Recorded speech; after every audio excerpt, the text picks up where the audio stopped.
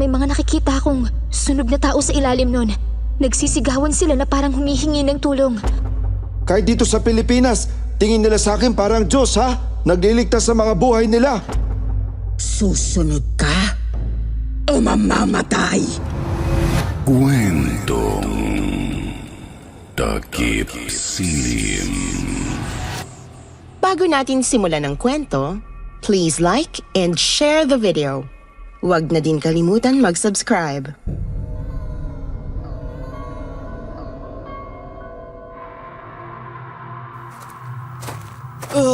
Parang awa mo na.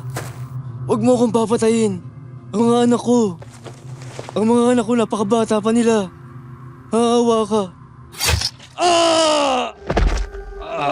Tulong! Tulong! Saklolo!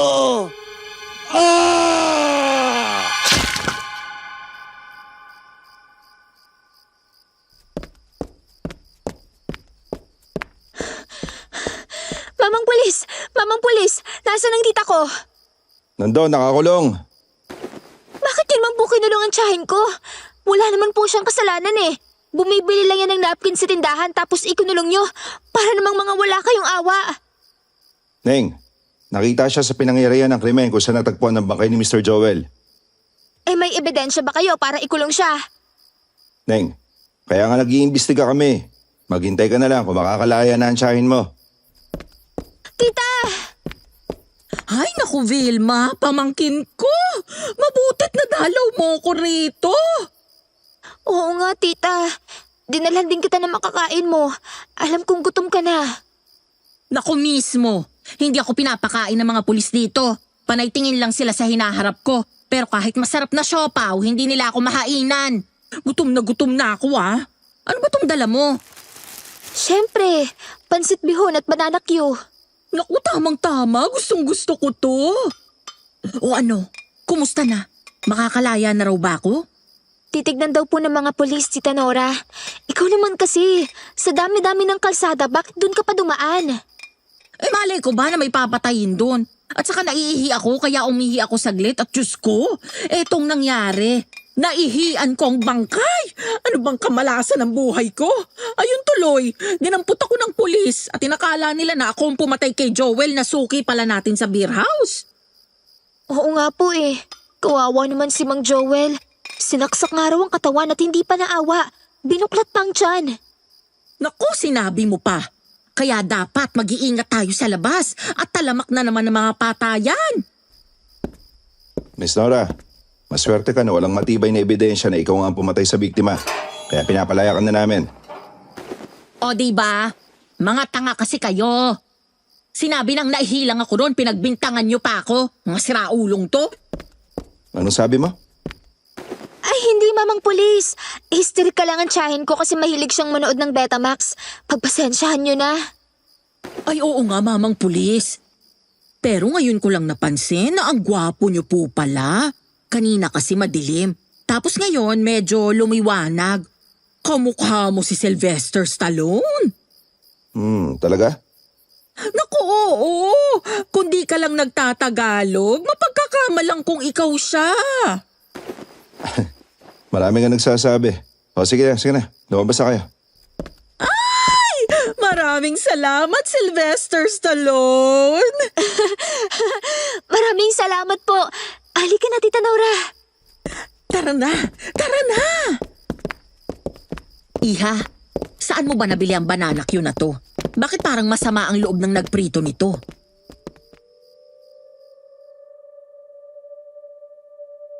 Dear Miss Anne, tawagin niyo po akong Maricel. Opo, parang si Diamond Star. Ang mga pangalan ng mga tauhan sa kwento kong ito ay hinango ko sa mga sikat na artista dito sa Pilipinas. Ang kwentong ito ay ibinahagi sa akin ng pinakamamahal kong lolo at nangyari ito noong 1980s sa magulong syudad ng Maynila.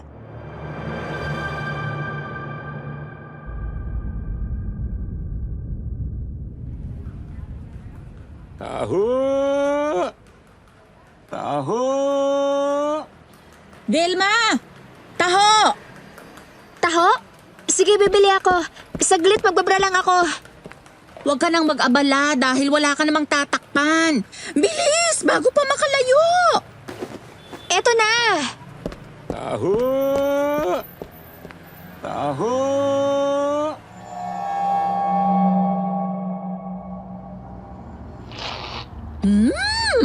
Napakasarap.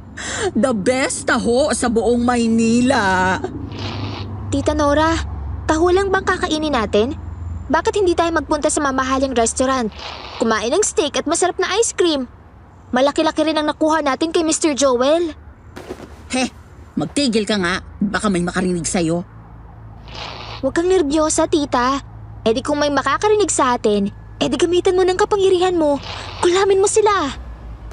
Alam mong hindi madali ang mga bagay na yon. Kailangan ko pang ipagkaloob sa dyablo ang katawan ko para palakasin ang aking kapangyarihan. Turuan mo na kasi akong mangkulam para dalawa na tayong magkaroon ng kapangyarihan. Sa takdang panahon, mangyayari yon. Sa'yo ko ipapamana lahat ng aking kaalaman.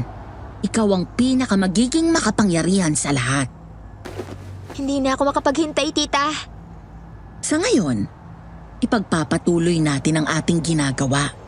Gagayumahin natin ang ating mga mayayamang customer hanggang sa mahulog sila sa ating patibong. At kukunin natin ang lahat ng pera at alahas na pwede nating makuha mula sa kanila. At kung mas marami tayong magiging biktima, mas marami tayong makukuhang pera. At hindi magtatagal, aalis na rin tayo sa pangit at mabahong bahay na to. Titira tayo sa magandang mansyon. Magagandang mansyon. Excited na talaga ako. Kung pwede lang natin gawin ang pagnanakaw buong araw. Pero teka, sandali. Ano nga ba talaga nangyari kay Mr. Joel? Bakit siya namatay pagkatapos natin siyang pagnakawan? Yun nga rin ang pinagtataka ko. Maaaring binalikan siya ng kanyang mga nakaaway habang nanghihina siya. Winakwak ang tiyan? Bakit nila gagawin yun? Ay, may mga tao talagang halangang bituka at kayang gawin ang mga bagay na higit pa sa kayang iproseso ng utak natin. Kaya ito ang tatandaan mo, Vilma. Maaaring magnanakaw tayo, pero hindi tayo papatay ng tao. Siyempre naman, hindi ko magagawang mabahira ng malansang dugo ng tao ang magaganda at makikinis kong mga kamay. Sayang ang lotion. Bruha ka talagang bata ka. Cheers! Cheers! Ipinagdikit ni na Vilma at Nora ang baso ng kanilang mga taho para ipagbunyi ang kanilang inaasam na tagumpay.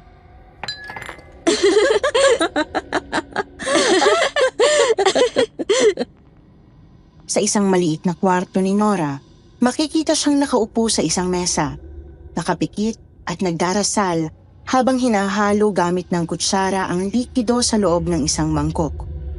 Napapaligiran din si Nora ng mga itim na kandila at mga luma at nakakatakot na itim na mga kagamitan. Manima, senden, suba, kefu, ko, su,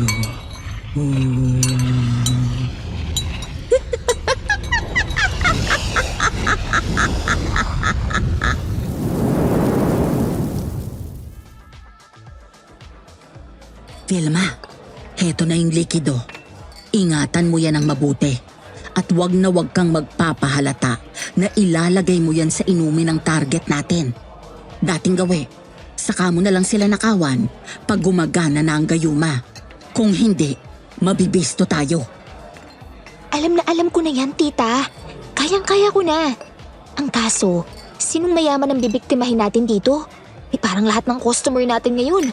Mga mahihirap, mababaho, amoy mga anghit. Magtigil ka nga. Mag-abang ka lang. May darating yan. Sige na, magtrabaho ka na doon. Nakita ni Vilma na papasok ang isang mistisong lalaki. May balbas at nakasuot ng maong na jacket. Good morning, sir. Tuloy ho kayo. Miss, gabi na. Naku, sir, pasensya na ho. Dahil sa kagupuhan nyo, nalilito na ako. May kasama po ba kayo, sir?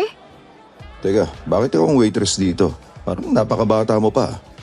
Kayo naman ho. 19 na ako, sir.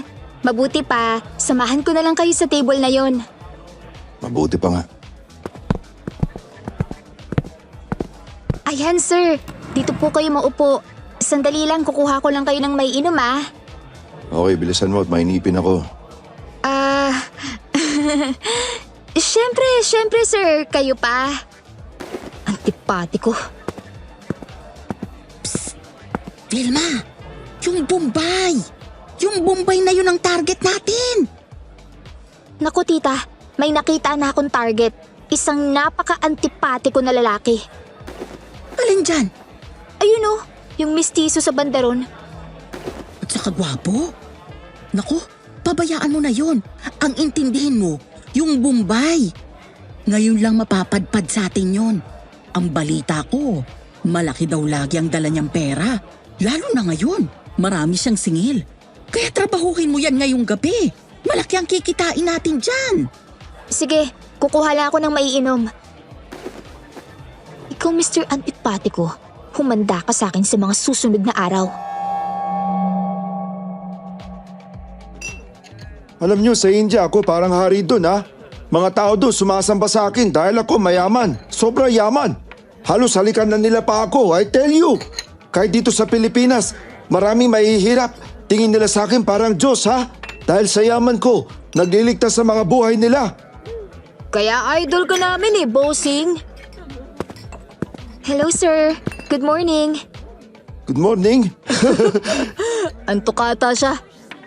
Good evening na ngayon, Miss Beautiful Girl. Pasensya na kayo, sir. Nalilito ako. Ang gwapo niyo kasi.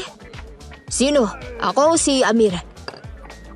Obvious naman po na ang foreigner ang kausap ko. Kaya po sana yung di kausap, huwag sabat ng sabat. Oy, sungit. Halika na rito, Miss. At gusto ko na rin matikman ng iyong alak. Sige po, eto. Enjoy! Malamig na malamig po yan.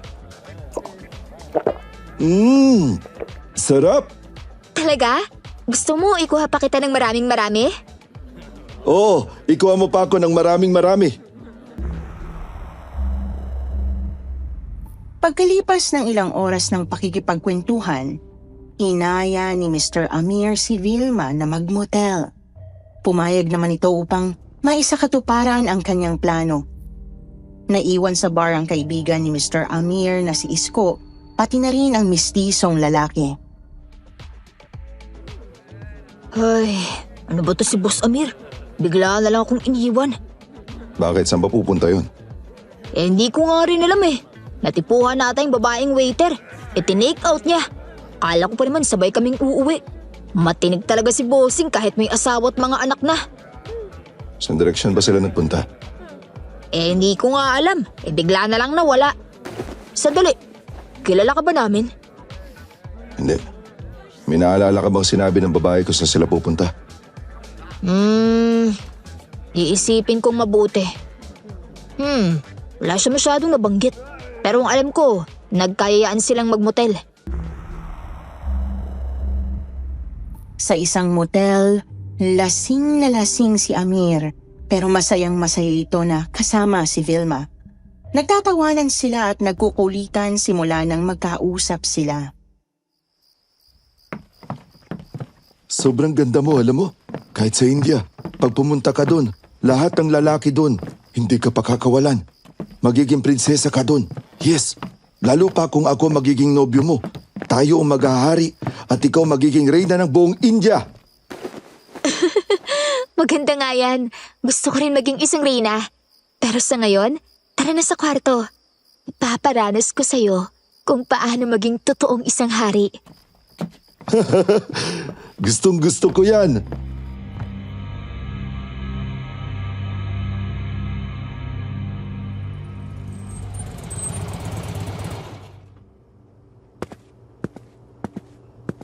Miss, may babae bang pumasok dito na may kasamang Indiano? Wala po, sir Sige, salamat.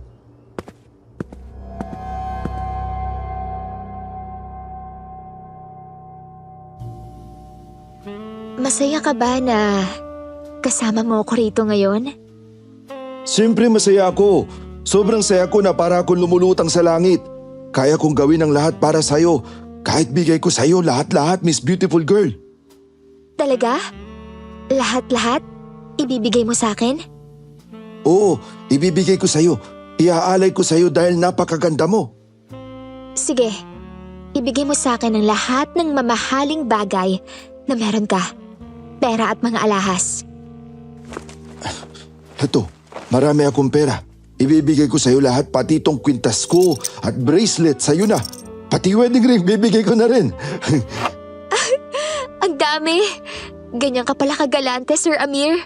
Maraming salamat. Kahit ano pa para sa'yo, aking reyna. O sige na, okay na to. Matulog ka na. At itong tatandaan mo, hindi ko ninakaw sa'yo to, kundi kusa mong ibinigay sa akin. Naiintindihan mo ba? Oo, aking reyna.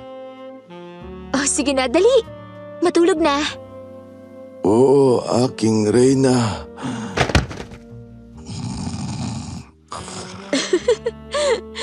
Ang dali mo naman mapaikot, Amir. Tama nga si Tita Nora. Marami kaming perang makukuha sa'yo. Bye-bye na. And sweet dreams, Amir.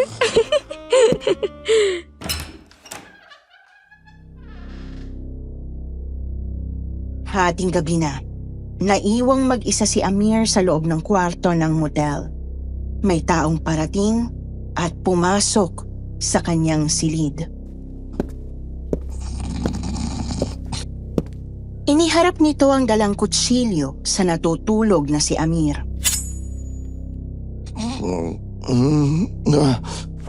Bakit ka hawak kutsilyo? Anong gawa mo sa akin?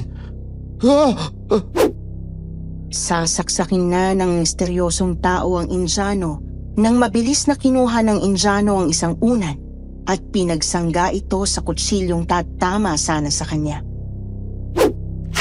Help me! Help me! Help! Tumakbo si Amir papunta sa pinto pero agad siyang hinabol ng misteryosong tao at pinagsasaksak ang kanyang leeg.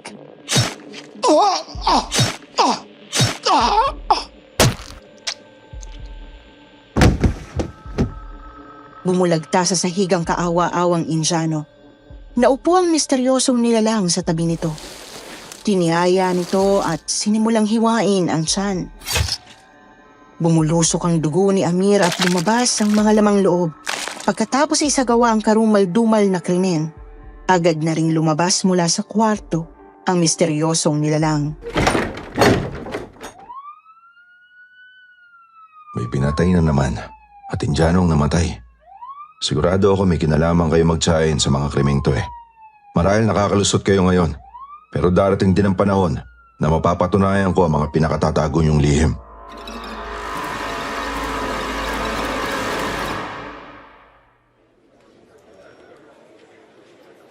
Neng, laya ka na. Tita! Naku, Vilma, salamat naman at laya ka na. Umuwi na tayo. Ayoko dito sa kulungan. Naku, mamang pulis. Bakit nyo naman kasi pinagbintangan pati itong pamangkin ko? Eh, ang bait-bait nito. Kapag ipinagtabi mo nga sa kay Berhing Maria, maguguluhan ka kung sino ang mas mabait. Pasensya na ha. Pero siya kasi ang huling nakasama ng Indiano sa motel. Pero ang sabi sa amin ng receptionist, nakapag-logout na siya bago pa man mangyari yung krimen. Pero yung killer, matinik. Bigla na lang sumulpot sa crime scene at nawala. Katulad nung nangyari sa'yo nung isang araw. Kaya nga. O diba? Bakit kayo nanguhuli na wala naman kayong ebidensya? Pasensya na pero pangalawa na to eh. Magkasunod na may pinatay dito na kayo ang huling nakita sa crime scenes. Kaya kung ako sa inyo, huwag muna kayo masyadong gumala-gala nang hindi kayo napagbibintangan. Basta. Umuwi na nga tayo, Vilma. Kawawa ka naman at na-trauma ka pa rito. Tara na.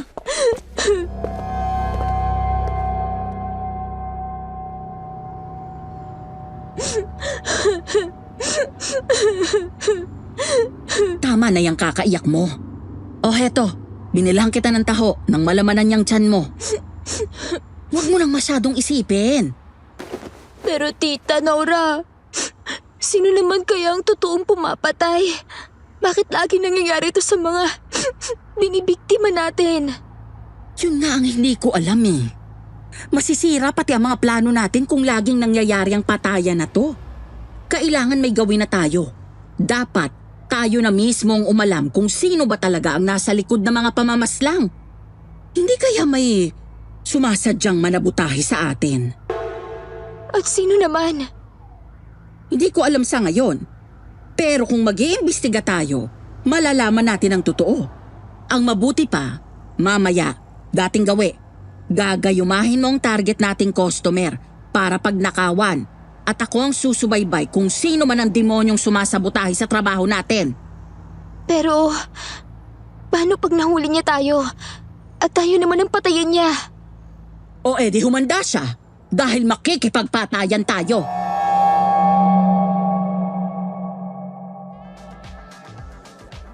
Psst! Vilma, yung matandang mayaman na pumasok. Congressman ata yun.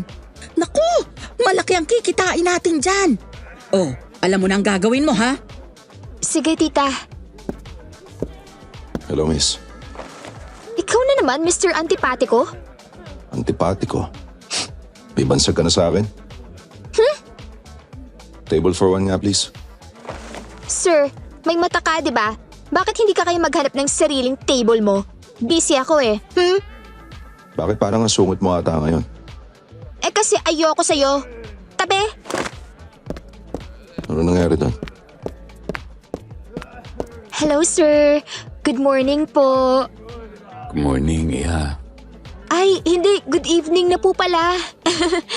Ako talaga parang sira. Good evening na, sir. Nalito kasi ako sa kagwapuhan mo. Oo nga pala. Sir? Malungkot po ba kayo? Pansin mo ba? Pasensya na. Pakilapag na lang, Iha, yung beer. Eto ho. Thanks. Ayos lang ho ba kayo, sir? Kung kailangan niyo po ng kausap, libre po ako.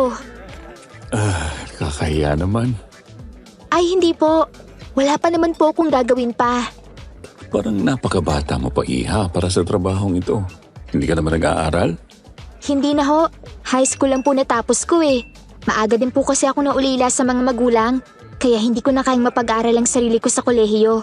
Kaya nagpresenta na lang ako sa tiyahin ko na tulungan ko siya dito sa beer house. Ganun ba? Ano pangalan mo, Iha? Vilma ho. Kayo ho? Tinatawag nila akong Sir Pete. Ah, Sir Pete. Pasensya na pero congressman daw ho kayo? Dati yun. Pero natalo na ako. Ah, ganun po pala yun. Ano na po bang ginagawa niyo ngayon? Sa bahay na lang ako, Iha. Ah, Simula kasi noong natalo ako, yun ang umpisa ng pinakamagagandang araw ng buhay ko. Nung pumasok ako sa politika, masyado akong naging abala sa trabaho. Hindi ko namamalayan, nakakalimutan ko na ang pamilya ko at asawa ko. Ilang taon din kasi ako sa politika. Nakapagtapos na ang mga anak ko at bumuo na ng kanilang mga sariling buhay sa ibang bansa hanggang sa kami na lang ng asawa ko ang natira sa bahay. Nung nawala ako sa posisyon, doon ko naapagtanto na sobrang kulang na yung oras na ibinigay ko sa pamilya ko. Lalong-lalo na sa asawa ko. Pero kahit kailan, hindi niya ako iniwan. Lagi niya ako inaalagaan at sinasamahan ako sa lahat ng bagay. ang sweet naman po ng asawa niyo. Nasaan na po siya? Patay na siya. Po? May cancer pala siya. Hindi niya sinasabi sa akin. Pinili niyang makasama ako at sulitin ang araw naming magkasama sa nalalabing araw ng kanyang buhay. Condolence po. Kung alam ko lang, sana inagahan ko ng pagre-retiro para mas matagal akong nagkaroon ng mahabang oras sa kanya. Siyang babaeng pinakamamahal ko. Pero hindi ko nagampanan ng buong tungkulin ko bilang asawa niya. Kahit sa mga anak ko, nabigo akong magpakama. Tahan na, Sir Pete. Magiging maayos din pong lahat. May mga anak pa po kayo. Hindi pa huli ang lahat para makasama sila. Tama ka. Dahil yun din ang gusto niyang mangyari. Ang magkaroon ako ng oras at makasama ko ang aking mga anak. Naging masaya ang pag-uusap ni na Vilma at Sir Pete at naging magaan ang loob ni Vilma sa matanda kaya bumalik na siya sa kusina para makiusap sa kanyang tiyahin. O ano? Nagayuma mo ba yung matandang congressman? Tita, sorry pero hindi ko yun magagawa sa kanya. At bakit? Kasi mabait siya. Nagluluksa siya ngayon sa pagkamatay ng asawa niya at ang gusto niya lang makasama ang mga anak niya. Pwede bang wag na lang siya? Hindi! Planado na ang lahat ng to. Pero tita, Ano pero tita? Vilma, sumusuway ka na ba sa utos ko? pero tita hindi siya masamang tao. Inuuto ka lang niya. Lahat ng mga mayayaman, masama. At ang yaman na yon, dapat may party tayo. Kaya sige na, gawin mo na yung pinag-uutos ko. Ayoko. Ikinagulat ni Vilma ang malakas na pagsampal sa kanya ng kanyang tita Nora. Ba't mo ako sinampal? Palagi ko namang sinusunod ang gusto mo ah. Pero pag sinabi kong ayoko, at huwag mo akong sasaktan dahil hindi kita nanay. Oo, hindi akong ina mo. Pero itong tatandaan mo at isaksak mo sa kokote mo. Ako ang bumubuhay sa'yo. Tabi! Dahil kung ayaw mong gawin ang pinapagawa ko, ako ang gagawa. Tita Nora, wag! Kinuha ni Nora ang isang baso ng alak at inilagay niya rito ang likido mula sa kanyang maliit na bote. Tita Nora, hindi siya masamang tao. Maghanap na lang tayo ng ibang mayamang pagnanakawan. Huwag na huwag mong sisirain ang plano ko. Dahil hindi mo magugustuhan ng ganti ko. Tita!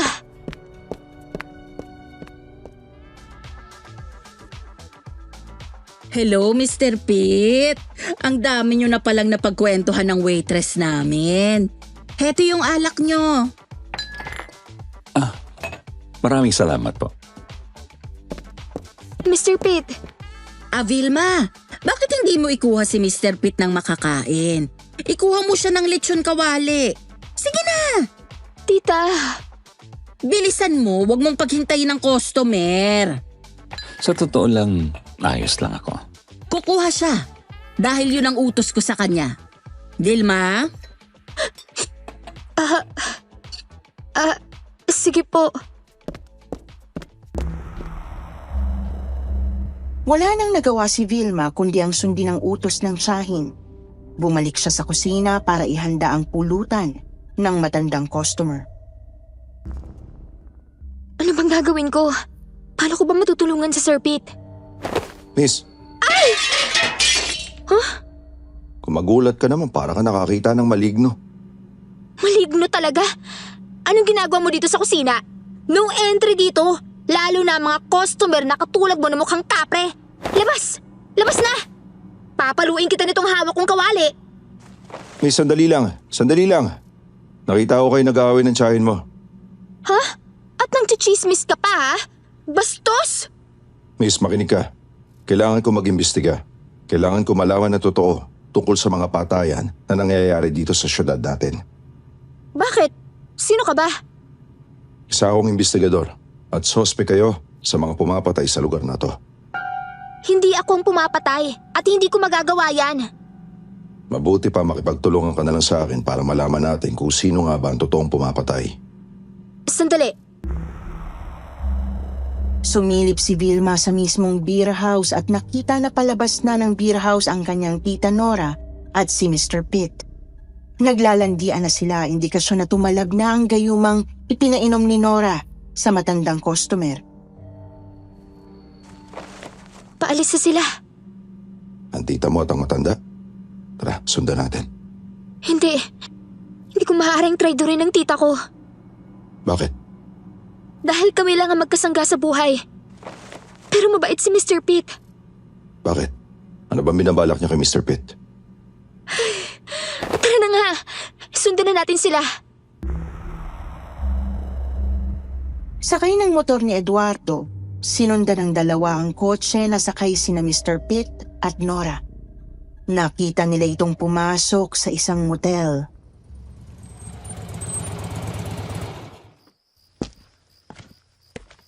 Psst, hoy, Ano ba? Hindi ako aso. huwag kang nga sumigaw, baka marinig tayo. Ano nga, bakit sila nagpunta rito? Pag sinabi ko sa'yo, siguradong ikukulong mo ko. Siyempre, kung may kasalanan ka, dapat ka lang na makulong.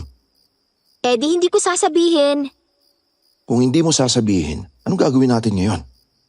Sasabihin ko kung mangangakaw ka na hindi mo ako ikukulong. Kung gagawin ko yun, ako naman ang mananagot sa batas. Eh di kalimutan na natin to at mag-imbestiga ka ng sarili mo. Oo, sige na. Sige na. Kung sasabihin mo sa akin na totoo ngayon, poprotektahan kita bilang witness ko. Okay na? Promise. Promise. May gayumang pinainom si Tita Nora kay Mr. Pitt. At kapag umepekto na ang gayuma, uutusan ni Tita Nora si Mr. Pitt na ibigay ang mga mahalagang bagay sa kanya. Tulad ng pera at mga alahas. Walang pagnanakaw na nangyari. Kusa nilang binibigay dahil sa epekto ng gayuma. Pero yun lang. Walang ibang gagawin si Tita Nora kundi kunin ang mga gamit. Hindi kami pumapatay. Nakita mo ba yon? Huh? Ilang sandali pa nakita nila ang isang misteryosang babae. Sobrang haba ng buhok nito at tila hindi mapakali sa paligid. Pumasok din ito sa motel na parang may hinahanap. Babaeng sobrang haba ng buhok? Sino siya? Hindi ko rin alam. Ngayon ko lang siya nakita. Paano kung siyang pumapatay? Naku, Mr. Antipatico. Mabuti pa, pumasok na rin tayo para maligtas natin ang buhay ni Mr. Pitt at pati ni Tita Nora. Samantala, sa loob ng kwarto ng motel, isinasagawa na ni Nora ang kanyang pakay sa matandang customer. Maganda ba ako, Mr. Pitt? Oo, Nora. Napakaganda mo. Pwede mo bang ibigay sa akin ang mga mahahalagang bagay na meron ka? Heto, May kinuha si Mr. Pitt sa kanyang bulsa, ang kanyang wallet na may lamang pera at isang litrato. kaunting pera. At ang pinakamahalaga sa lahat, ang larawan ng aking pinakamamahal na asawa. Wala akong pakialam sa asawa mo. Kukunin ko ang pera at mabuti pa, ibigay mo na lang sa akin ang mamahaling relo mo. Ito. Sa'yo na rin itong relo ko. Regalo yan ng asawa ko. Ayan, gusto ko yan. Maraming salamat, Mr. Pitt. Napakabuti mo.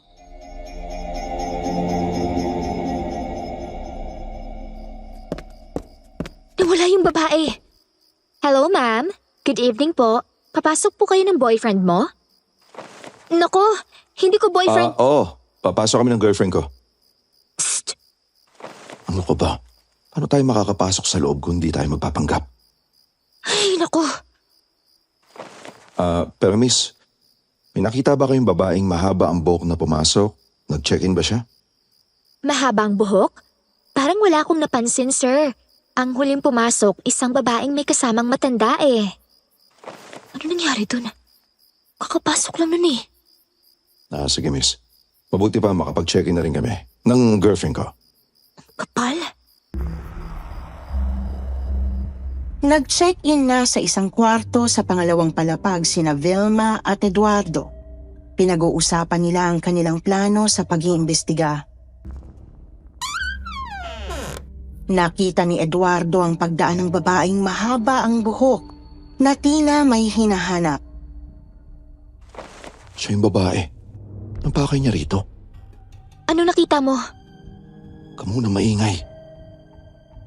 Dahan-dahang binuksan ni Eduardo ang pinto para silipin kung saan papunta ang babaeng may mahabang buhok. Nakita ni Eduardo ang babaeng mahaba ang buhok na patuloy sa paglalakad sa hallway. Animoy, may hinahanap. Saan siya pupunta? Nung hinahanap niya rito? Ilang sandali pa, biglang napalingon ng babaeng mahaba ang buhok sa direksyon ni Eduardo. Ha? Nagulat si Eduardo sa paglingon ng babae kaya agad niyang sinara ang pinto. Bakit? Ano nangyari? Psst! Huwag kang sabing maingay. Muling sumilip si Eduardo sa peephole at pagtingin niya, kinilabutan siya nang makitang nando na sa tapat ng kanilang pinto ang babaeng mahaba ang buhok. Huh? Oh, bakit? Takot na takot ka dyan. Laki-laki mong tao. Yung babaeng mahaba ang buhok. Nasa labas siya ng pinto. Ano? Tignan ko nga. Tumingin si Vilma sa peephole at wala na siyang babaeng nakita. Wala na. Ba't matakot na takot ka? Investigador ka, di ba? Pag investigador, bawal nang matakot. Bumalik na si Vilma sa may bintana. Naghintay siya saglit at ilang sandali pa. Nakita niyang palabas na ang kanyang tiyahin. Si tita yun ah. Palabas na si tita. Palabas na ang tita mo. Tignan ko nga. Paano kung aatake na yung pumapatay? Paano kung yung babaeng may mahabang buhok nga ang pumapatay at pupuntahan niya na ngayon si Mr. Pete? Kailangan kumilos na tayo. Kailangan natin tulungan si Mr. Pete. Huy, ano? Kumilos na tayo. Sandali. Natatakot ka ba? Hindi naman sa ganon. Kaya lang, nakita akong itsura ng babaeng mahaba ang buhok. Kakaiba siya. Paano kung siya nga pumapatay at hindi siya ordinaryo? Paano kung tayo mapatay niya? Bahala ka kung naduduwag ka. Basta ako, pupuntahan ko siya roon. Ililigtas ko si Mr. Pete. Sandali, huwag kang magpadalos-dalos. Kung naduduwag ka, huwag mo kong itulad sa'yo. Sandali. Saan palang kwarto dito ni Mr. Pete? O di ba? Kaya nga pinipigilan kita at sinabi ko na huwag kang padalos-dalos. O ano? Ano nang gagawin mo ngayon? Mabuti na lang at paakyat ang receptionist kaya agad nila itong tinanong tungkol sa kanilang hinahanap. Hello, alam niyo ba kung saan ang kwarto ni Mr. Pete? Ang totoo niyan, emergency to. Maaaring nanganganib ang buhay niya. Totoo ba yan, miss? Oo, nagsasabi kami ng totoo. Sige, hali kayo. Sa dulong kwarto.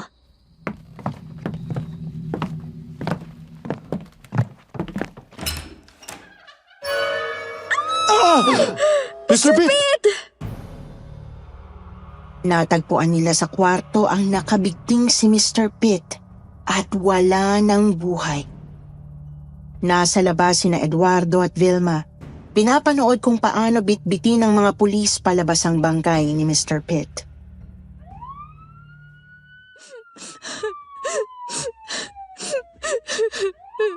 Bakit ba iyak ka ng iyak? Kanina lang tayo nagkakilala ng matanda, hindi ba? Nalulungkot ako kasi hindi niya na magagawa ang mga plano niya. Gusto niya pong sumunod sa mga anak niya sa ibang bansa para makabawi sa kanila. Ngayon wala na. Patay na si Mr. Pete. Kung maaga sana tayong nakarating, maaaring nasuklolohan pa natin siya. Paano nangyari yun? Paano namatay si Mr. Pete ng ganun-ganun lang? Nagpakamatay ba siya? O pinatay? Sa ngayon, hindi kita masasagot. Pero huwag kang mag-alala. Pagbubutihan ko ang investigasyon para mapanagot kung sino man ang gumagawa nito. At hindi absuelto riyan ang tiyahin mo, Vilma. Huwag kang mag-alala. Susubaybayan kong lahat ng kilos niya. Aalamin kong mabuti kung may kinalaman siya sa mga nangyayaring to. Pero kung oo, ibig sabihin, papanganib ang tiyahin mo. Uuwi ka pa rin ba sa bahay niya? Kailangan. Hindi ako makakapag-imbestiga kung hindi. Pero sa tingin ko naman, hindi niya ako sasaktan. Kung yan ang desisyon mo, mag-iingat ka ha. Pero ibibigay ko sa iyo ang lokasyon kung saan mo ako pwedeng puntahan sakaling kailanganin mo ng tulong ko. Sandali. Yung babaeng mahabang buhok. Nakita mo siya? Ayun! Andun siya! Pero paalis na siya.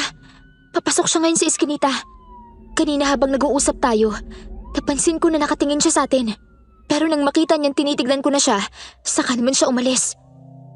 Mamang investigador, may kinalaman kaya siya sa nangyari kay Mr. Pete? Hindi ako mamang investigador. Eduardo ang pangalan ko. Kung hindi Mr. Antipatico, mama ng... Ay. Pero tungkol doon, hindi ko rin alam. Kailangan ko pang imbestigahan kung sino nga ba talaga ang babaeng yan. 4:00 na ng umaga nang makauwi si Vilma sa kanilang bahay. Habang papaakyat siya sa hagdanan na kahoy ng kanilang bahay sa squatters area, kinakabahan siyang makita o makasalubong ang kanyang tiyahin dahil sa pagkakataong yun, marami ng katanungan si Vilma sa tunay na pagkatao ng tiyahin.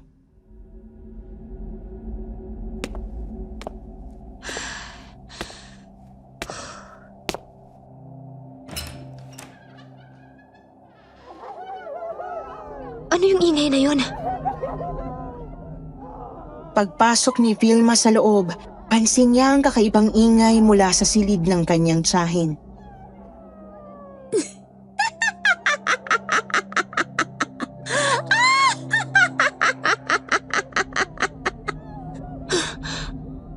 Anong mga yun? Bakit parang may mga sumisigaw? Parang mga taong nasusunog.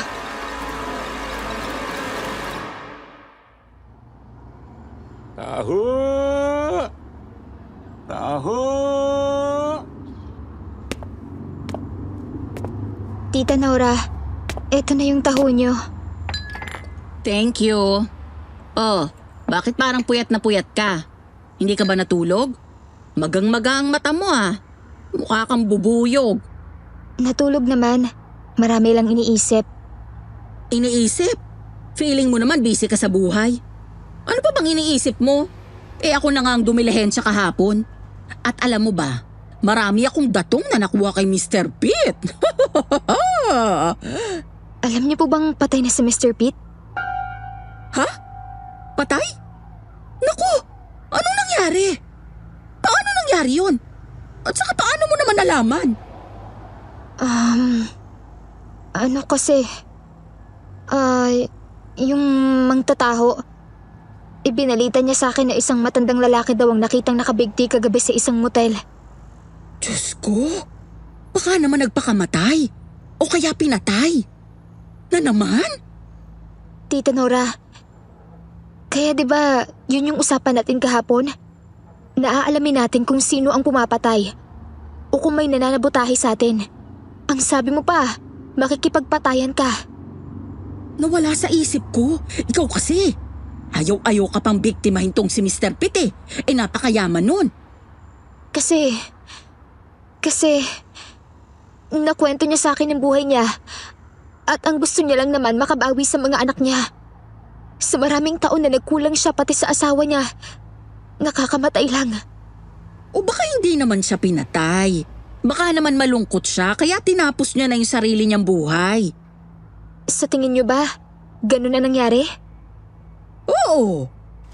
Tita, itigil na natin ang panggagayuma. Itigil na natin ang pagnanakaw. Abay bakit? Ito na lang ang tanging paraan natin para umasenso tayo sa buhay. Hindi mo ba napapansin? Ang mga pinagnanakawan natin, namamatay sila. Pinatay man o hindi, konsensya pa rin natin ang nangyayari sa kanila. Nako, tumigil ka. Huwag mong pairalin ang konsensya. Hindi ka mapapakain yan. Pairalin mo ang diskarte, iha. Diskarte! Tara na, mag-almusal na tayo. Mamaya, dating gawi. At hindi ka na pwedeng tumanggi. Tandaan mo to, Vilma. Mabait akong tiyahin, pero masama akong magalit.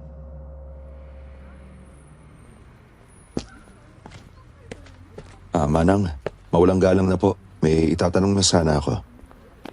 Ano yon? Anong maitutulong ko? May napansin ka ba ditong babae na mahaba ang buhok? Oo, si Sharon. Sharon? Oo, yung babaeng mahinhin sa kamahaba ang buhok. Nakatira sa maliit na kubo banda ron. Talaga? Doon siya nakatira? Natatakot nga ang mga tao dito sa kanya. Kasi ang hinala namin, isa siyang aswang. Palibhasa, hating gabi siya lumalabas at kung saan-saan sumusulpot. Kaya nga ang mga tao dito kapag gabi, takot nang lumabas. Bakit? Balak mo bang puntahan siya? Oo. Meron lang ako gustong malaman. Naku, mag-iingat ka.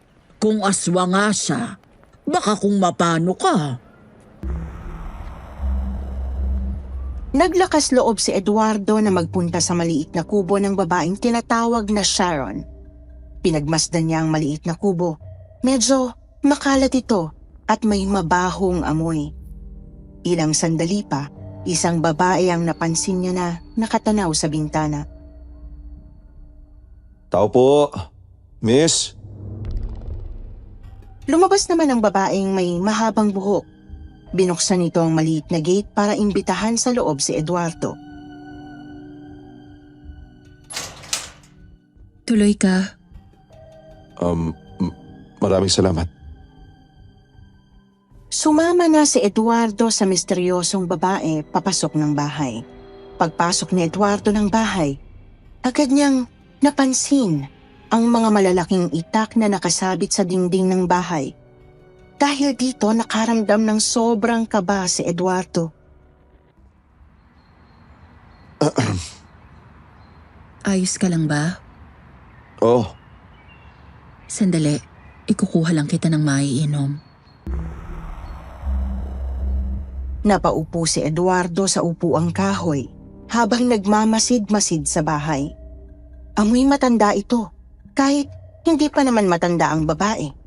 Maraming dahon sa loob at may mga kandila rin sa paligid. Heto, tubig. salamat. Miss, totoo bang Sharon ang pangalan mo? Oo, yun nga ang pangalan ko. Sinabi sa'yo ng mga tao sa labas? Oo. Mag-isa ka lang dito?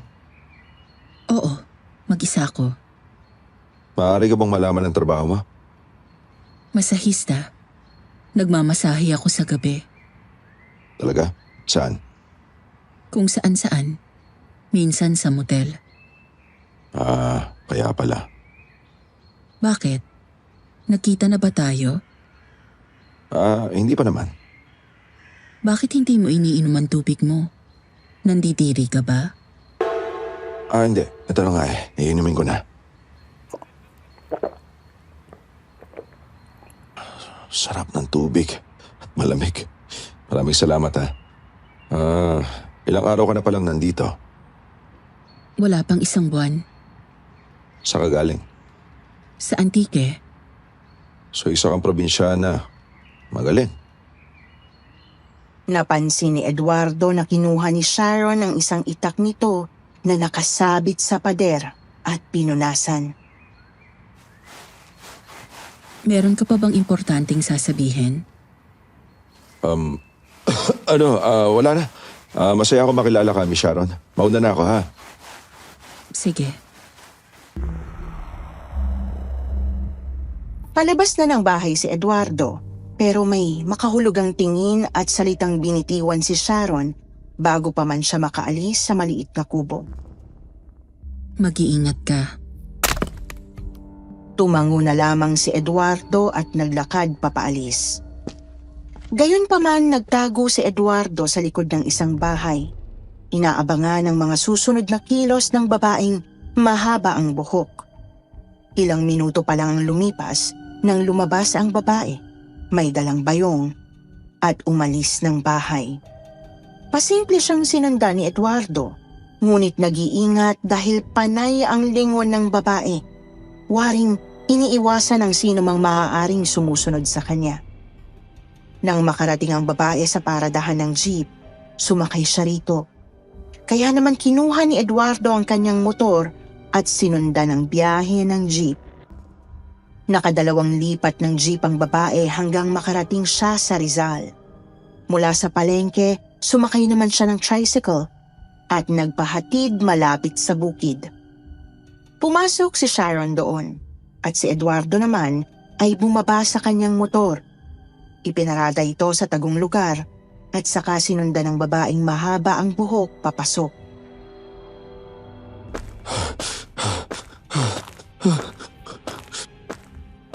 Nakakaramdam ng kaba si Eduardo habang lumalalim siya sa misteryosong gubat na pinapasukan nila. Tahimik ang paligid, tanging kaluskos ng mga dahon at ingay ng mga uwak ang naririnig.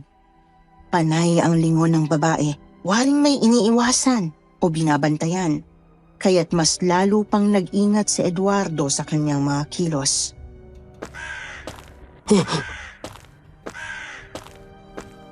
Habang tahimik na sumusunod si Eduardo kay Sharon, bigla siyang sinalubong ng isang malaking uwak na tila umaatake sa kanya. Nagsisigaw ang ibon at mabilis na bumubulusok, animoy nagbabanta. Kaya't napaatras si Eduardo at nagtago sa mga damo upang hindi siya tuluyang mabisto ni Sharon. Shoo! Shoo!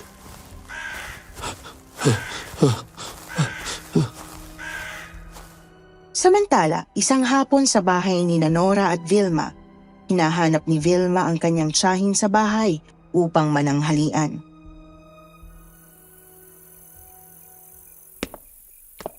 Tita Nora? Tita Nora? Kakain na. Tita?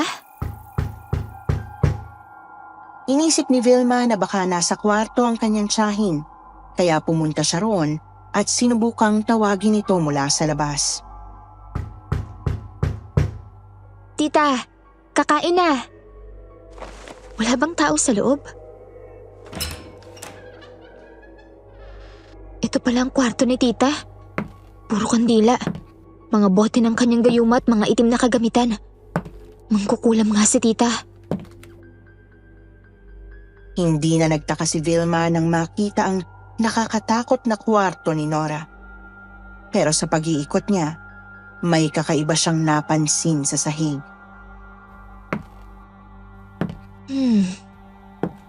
Bakit mainit ang sahig? Parang nasusunog. Habang tinatapakan ni Vilma ang mainit na sahig na kahoy, napansin niya na tila nag-aapoy ang ilalim nito. Apoy? Sa ibaba? Nasusunog bang bahay? Mga taong sumisigaw? Yumuko si Vilma at mas inilapit ang tenga sa sahig upang mas marinig ang mga tila sumisigaw na mga tao sa ilalim nito. Anong ibig sabihin nito? Vilma? Vilma! Asan ka? Narinig ni Vilma ang tawag ng tiyahin mula sa labas ng kwarto. Nataranta siya at naghanap ng mapagtataguan. Wala na siyang ibang naisip kundi ang magtago sa ilalim ng kama. Habang nasa ilalim ng kama, ramdam ni Vilma ang init ng nag-aapoy na ibaba nito. Vilma! Vilma! Asan ka? Saan naman nagpuntang babaeng yun? Kung kailan may kailangan akong iutos. Sobrang init ng panahon. Hindi ako maaaring pumunta ng palengke para bilhin ng dahon na kailangan ko. Mangingitim ako. Habang nakadapa si Vilma at nagtatago sa ilalim ng kama, nasisilip niya ang nag-aapoy na ilalim ng sahig. At may mga nakakatakot na mata ng mga sunog na tao na tila sumusubok sumilip mula sa ibaba. Natatakot siya sa kanyang nakikita pero pilit niyang pinipigilan ng pagsigaw at takot upang hindi mabisto ng kanyang tiyahin.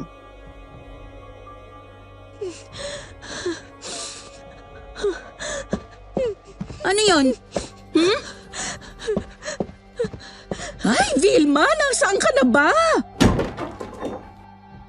Lumabas na si Nora sa kwarto at hinanap si Vilma hanggang sa ibaba ng bahay. Vilma! Vilma! Pagkakataon na para kay Vilma na makalabas mula sa kwarto ng tiyahin.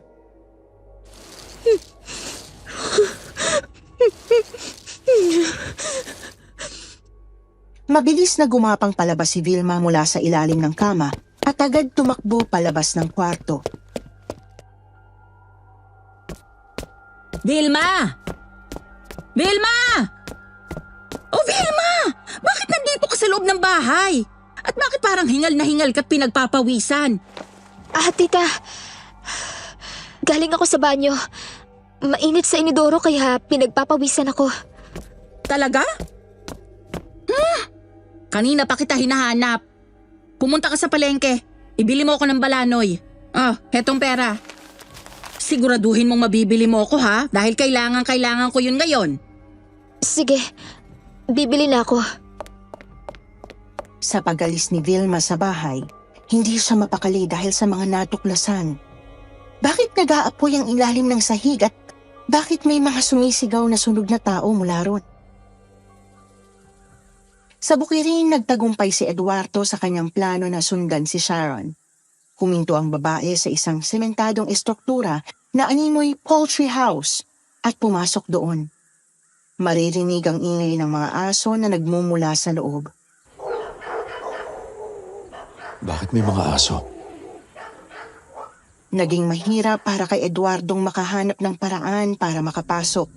Kaya't sinubukan na lamang niyang umakyat sa hagdang kahoy sa likod ng bahay upang silipin kung ano ang nangyayari sa loob.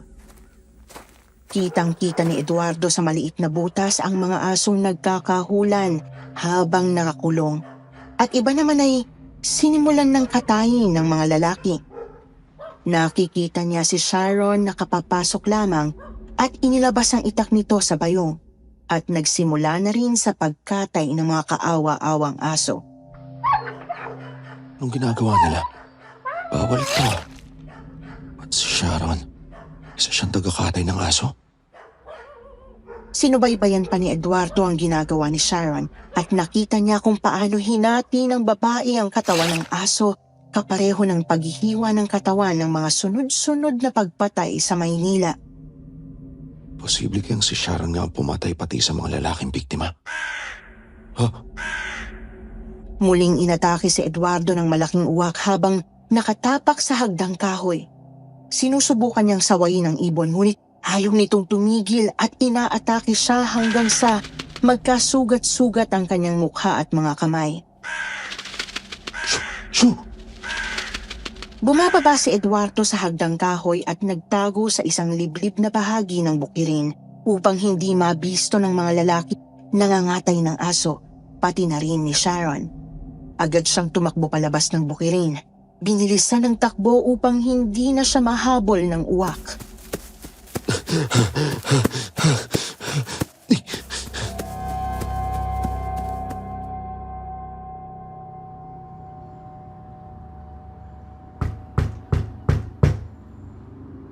Sandali.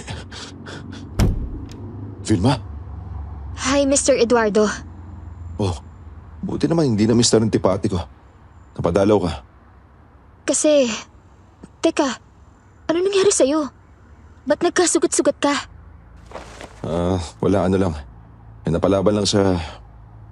Teka, concern ka yata. Hindi ako concerned. Curious lang. Asyumero ka rin. Mr. Asyumero. Inatake ako ng uwak. Sinundan ko kasi si Sharon. Sharon? Siya yung babaeng mahaba ang buhok kagabi. Nakatira siya doon sa Miss Canita. Pinag-iinalaan siyang aswang ng mga kapitbahay niya. At kanina, may pinuntahan siyang bukid sa Rizal.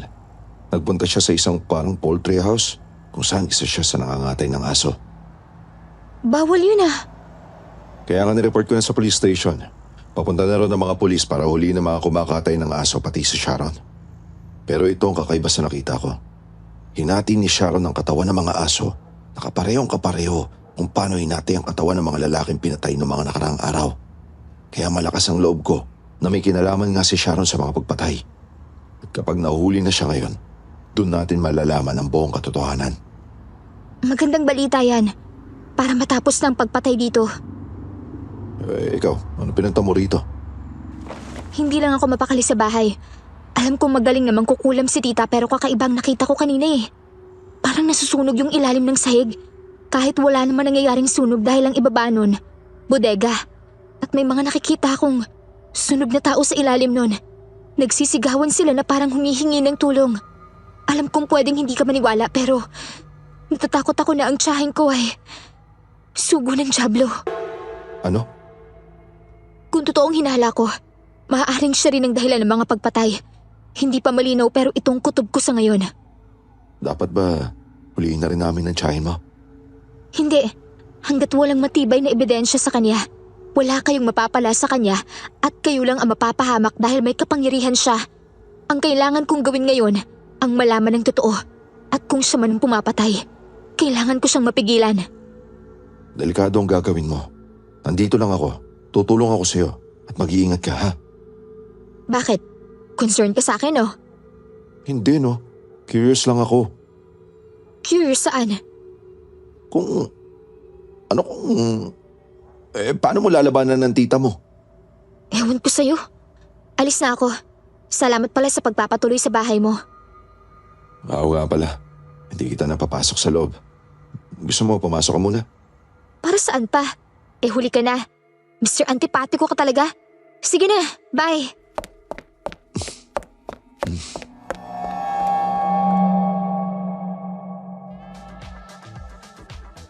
Ano? Nasaan ang mga alak ko? Babagal nyo ah! Sir, heto na pong alak nyo. Pasensya na po. Napakabagal nyo! Ako lang naman ang customer dito. Pasensya na po talaga. Halika nga rito, masahihin mo ako. Hindi ako marunong magmasahe eh. Anong klaseng babae ka? Napakawalang kwenta mo naman. Hindi ka marunong magselbe sa lalaki. Halika dito. Wala akong pakialam kung magaling ka o hindi. Basta masahihin mo ako. Hindi nga ako marunong. Hindi ko ba nakakaintindi? Anong sinabi mo? Ay, sir! Ikaw talaga, Vilma. Masyado mong binibiro si sir. Hindi ba't marunong kang magmasahe? Sige na, masahihin mo na siya. Vilma, ano ka ba? May-ari yan ng pasugalan. Maraming pera yan. Kaya pakisamahan mo na lang. Pasensya na po kayo, sir. Sige po. Mamasahiin ko na kayo. Good. Very good. Bilisan mo na. Oh, napakaganda mo pala sa malapitan. Tapos nagsusungit ka. Patingin nga ng kamay mo. Oh, napakabango at malambot ah. Sige na, Iya. Masahin mo na ang likod ko. Sarap. O diba? Masunurin ang batang yan. O sige, maiwan ko na kayo. Oh, sa bandang gitna naman. Dali, tingnan mo ng mabuti. Ay, napakasarap. Ano, sir? Nag-e-enjoy ka ba, sir? Oo, sobrang saya rito. Lalo na ngayon kasama kita. Siyempre naman, sir. At your service. Oh, heto, sir. Inumin niyo na ang alak niyo. Sobrang sarap niyan. Mababaliw ka sa sarap. Siyempre, the best to eh. Pati ikaw. Sobrang sarap. Halika na, sumayaw na tayo. Yes! Woo! Wow! Sige, sir. Sayaw lang. Ang galing niyo. Bago maghating gabi, niyaya na ng lalaki si Vilma na sumama sa kanyang bahay. Sumama naman ito upang maisakatuparan ang plano nilang magsahin. Pumasok sina Vilma at ang lalaki sa bahay nito. Inaakbayan ng lalaki si Vilma habang patuloy na nagpapakalasing. Mr. Benong, ang laki ho ng bahay niyo. At ang sosyal niyo. Maganda na kotse niyo. May driver at bodyguards pa kayo. Siyempre naman, mayaman ako eh. Ikaw na talagang idol ko simula ngayon. Tara sa kwarto. Panigurado mas magiging idol mo ko ron. Tara! Samantala, sa police station, matagumpay na naaresto ang mga kumakatay ng hayop sa bukid at nailigtas ang ilang nakakaawang aso. Kasama sa mga inaresto ang babaeng si Sharon.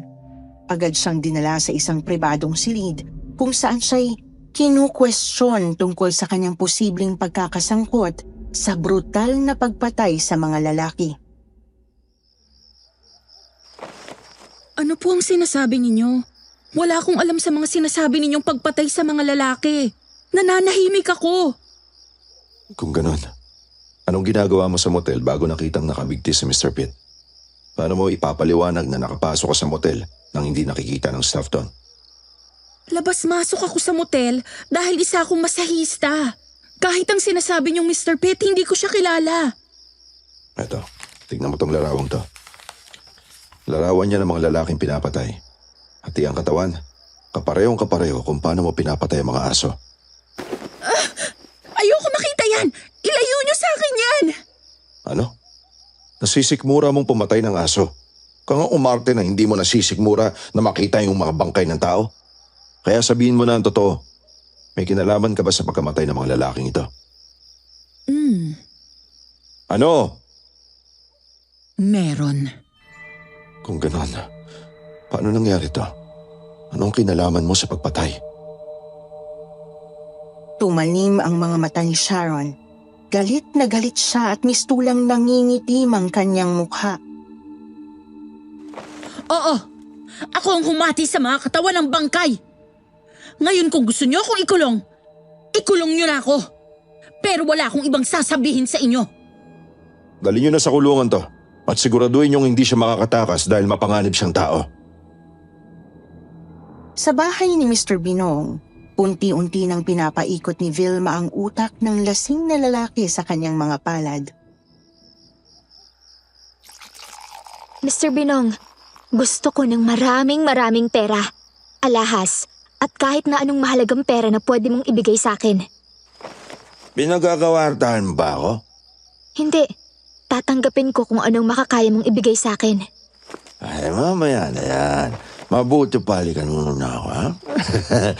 Ano nangyayari? Bakit hindi pa rin tumatalab ang gayuma? Ang bilis na. Halika mo na ako. Mula labi hanggang pa. Dali, bilisan mo na. Hindi, ayoko. Bilisan mo na. Ayoko. Ang pangit mo. Bitiwan mo ko. Ano ba? Sinabi ng halika mo, lumalabang ka? Ha? Lumalabang ka? Hinablot ni Mr. Binong ang tumatakas na si Vilma at puwersahang pinaghahalikan. Bitiwan mo ko! Ayoko sa'yo, nakakadiri ka! Ang baho mo pa, lumayo ka sa akin! Aray! Sinuntok ni Vilma si Mr. Binong ng malakas at nang masaktan ito, tumakbo si Vilma palabas ng kwarto. Galit na galit si Mr. Binong. Kinuha niya ang kanyang baril sa cabinet at hinabol si Vilma.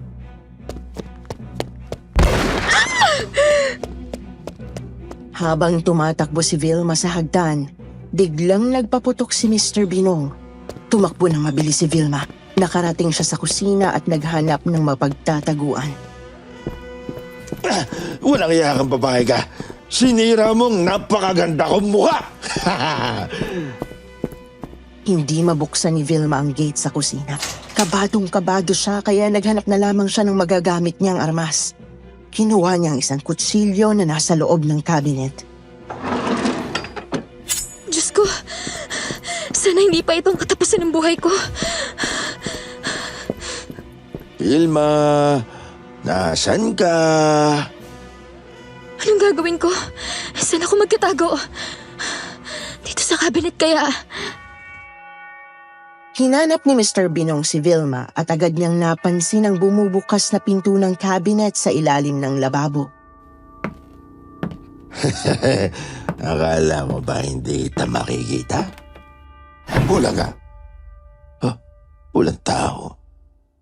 Dahil nandito ako sa likod mo! Bobo! Hindi nagtago si Vilma sa cabinet kundi sa madilim na parte ng kusina. Kaya nang yumuko si Mr. Binong para buksan ang cabinet, agad nang lumabas si Vilma at pinagsasaksak ang likod ni Mr. Binong. Hayop ka! Humarap si Mr. Binong akmang babarilin si Vilma pero agad na sinaksak ni Vilma ang malaking tiyan nito. Tuluyan ng nanghina si Mr. Binong. Nabitiwan na ang baril na hawak at humandusay sa sahig. Narinig ng mga gwardya ni Mr. Binong ang kaguluhan sa loob kaya pumasok sila ng bahay. Agad nilang nakita si Vilma kaya kinuha ni Vilma ang baril at pinaputukan ng mamahaling salamin na bintana sa kusina upang makatakas.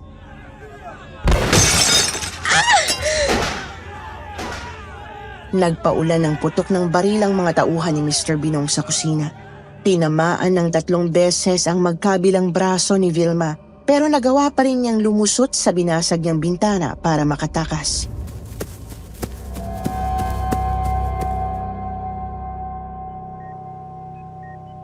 Mr. Binong, nabalitaan namin ang nangyari sa inyo. Mabuti naman at hindi kayo napuruhan.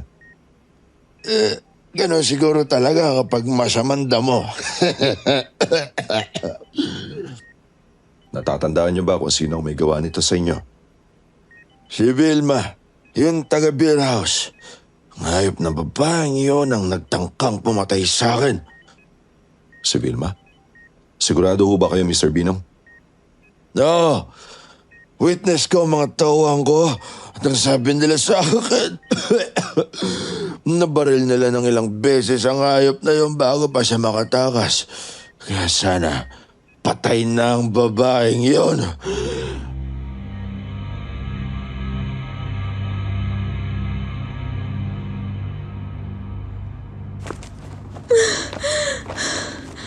Vilma, mabuti naman at nagising ka na.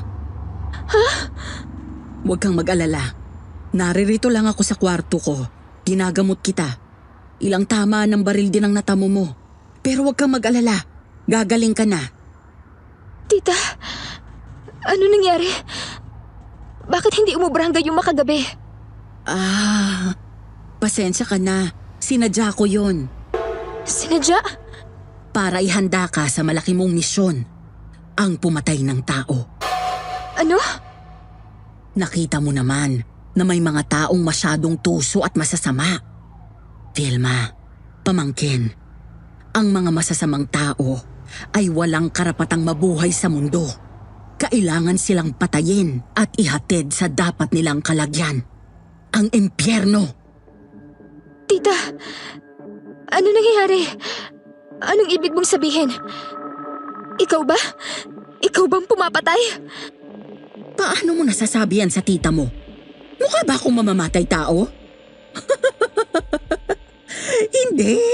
Hindi ako pumapatay. Sabihin na lang natin, may ibang tao ang pumapatay para sa akin. Mas magaling at mas halangang bituka. Katulad na lamang ni Sharon.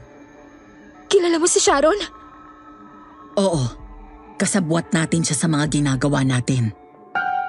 Ano? Ganito lang yun. Ito ang utos sa atin ng mahal na Diablo, Vilma. Ikaw ang nagdadala ng gayuma sa kanila. At kapag nahulog na sila sa bitag mo, darating si Sharon para patayin ang mga masasamang lalaki sa kahit na anong brutal na paraan. At pagkatapos, pupuntahan ko naman sila at kukunin ang kanilang kaluluwa at ihahatid sa impyernong dapat nilang puntahan. Pero huwag kang mag-alala. Ang kaibigan mo, si Mr. Pitt? Para sa'yo, Iha, hindi ko siya pinapatay. Kaya lang, malungkot siya. Kaya inutusan ko na lang siyang patayin ang sarili niya. O hindi ba? Mas exciting? Yan ang trabaho natin. Ang sundin ang kagustuhan ng ating Panginoong Diablo. Pag natuwa ang Panginoong Diablo, panibagong kapangyarihan ang ibibigay niya sa atin. Halika, may ipapakita ko sa'yo. Sige, halika, tayo ka.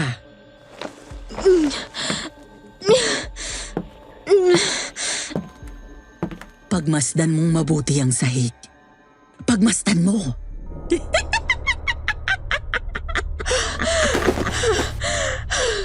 Nakikita mo ba yan, Vilma? Mga kaawa-awang kaluluwa na hinatid natin sa kanilang dapat na kalagyan. Dapat mong matutunan ang mga bagay na to. Dahil darating ang panahon na ikaw ang mabibigyan ng kapangyarihan upang sundin ang utos ng Panginoong Diablo. Hindi, tita. Hindi. Ayokong pumatay. Wala ka nang magagawa dahil ito na ang kapalarang binigay sa atin, Vilma. Kahit ako, ayokong gawin ito noon. Kahit labag sa kalooban ko, kinakailangan. Gawin mo na lamang para hindi ka matulad sa nanay mo. Anong sinasabi mo, tita? Anong tungkol sa nanay ko? Isa siya dapat sa tutulong sa akin upang sundin ang utos ng Panginoong Diablo. Pero ayaw niya. Matigas ang ulo niya. Kaya humantong ang Panginoong Diablo sa desisyon na ipapatay siya kasama ng tatay mo. Ano? Pinatay mo ang nanay at tatay ko? Hindi ako ang pumatay. Pero kinakailangang may pumatay sa kanila para masunod ang utos ng ating Panginoon. Kaya iha, bilang pamangkin ko, mahalaga ka sa akin. Kaya sumunod ka na lang para hindi ka mapahamak. Pinapangako ko sa'yo, kapag ginawa natin to, tayo rin ang makikinabang. Yayaman na tayo. Magkakaroon na tayo ng walang hanggang kapangyarihan. Lalo na ikaw. Ikaw ang magmamana ng lahat ng to. Hindi. Ayoko. Hindi ako magiging mamamatay tao. Hindi ako magiging tulad mo. Demonyo! Nanggigil si Nora, kaya bigla niyang sinabunutan si Vilma. Nanlisik ang kanyang mga mata habang nagngingit-ngit sa galit. Susunod ka o mamamatay? Bakit hindi na lang ikaw mamatay?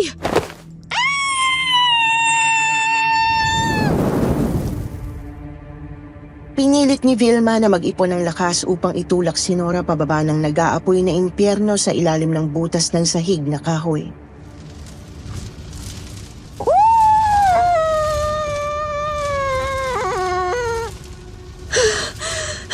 Tita!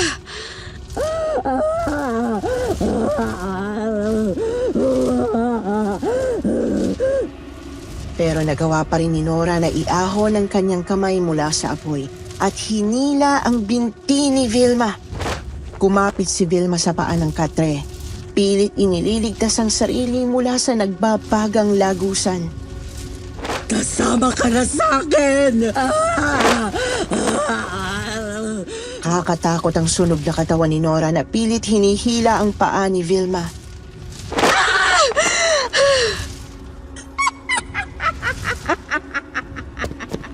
Vilma?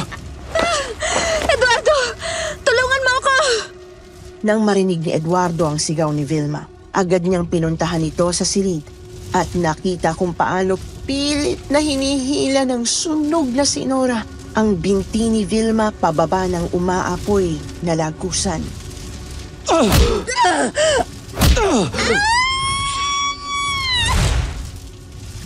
Nagmadali si Eduardo. Tinadyakan ang mukha ni Nora hanggang sa tuluyan itong mahulog sa nagbabagang apoy, kasama ang iba pang mga kaluluwang nagdurusa doon.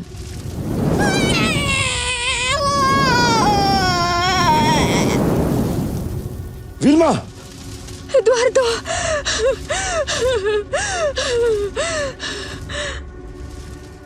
Niyakap ni Eduardo si Vilma upang maprotektahan ito. Habang unti-unting nagsara ang naglalagablab na lagusan, ngunit nanatiling butas ang sahig na kahoy kung saan makikita ang totoong bangkay ni Nora sa ilalim.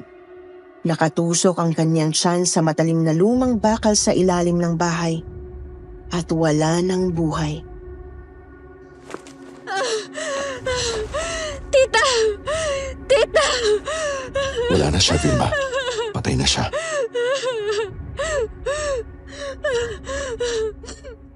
Ipinakulong ni Mr. Binong si Vilma habang nananatiling misteryo ang pagkamatay ni Nora. Gayunpaman, inako ni Vilma ang pananagutan sa pagkamatay ng kanyang tiyahin. Sa kabila ng lahat, Patuloy na binibisita ni Eduardo si Vilma sa kulungan, umaasang makakahanap ng paraan upang matulungan siya.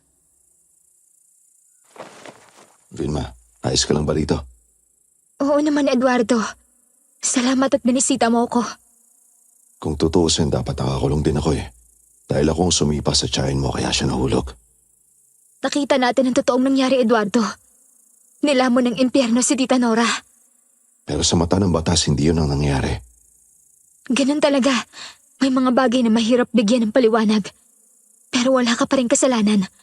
Ako ang unang tumulak kay Tita. Sa kaso mo kay Mr. Binom, ginagawa ko na ng paraan. Malakas ang kaso mo dahil pinagtangkaan ka ni Mr. Binom. Makakalaya ka rin, Vilma. Ang totoo niyan, ayos lang ako dito sa bilangguan, Eduardo. Marami din naman akong kasalanan na gusto kong pagbayaran. Kaya huwag ka na mag-alala. Huwag mo na akong problemahin. Ayos na ako rito. Pero maraming salamat dahil niligtas mo ang buhay ko. Dahil, Vilma, totoong concern ako sa'yo.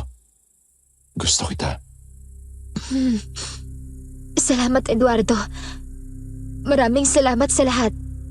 Pero ang mabuti pa, kalimutan mo na lang ako at yung nararamdaman mo. Mamuhay ka ng masaya at malaya. Sigurado kung sa kisig at gandang lalaki mo, maraming magkakagusto sa'yo. Ako naman, handa na akong harapin ang kapalaran ko dito sa bilangguan. Kahit gaano man katagal. Salamat, Eduardo. Hanggang sa muli nating pagkikita. Mr. Antipatico.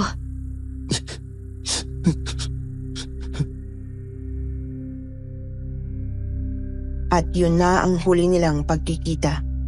Kahit pilit na binibisita ni Eduardo si Vilma sa New Bilibid Prison, ayaw na sa kanyang magpakita pa ni Vilma. Pagkatapos ng ilang taon, nag-asawa na rin si Eduardo at nagkaroon ng sariling pamilya.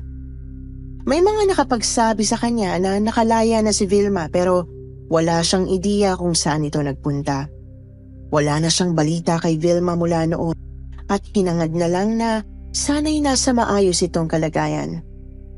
Miss Anne, lolo ko po si Eduardo at ito ang kanyang kwento.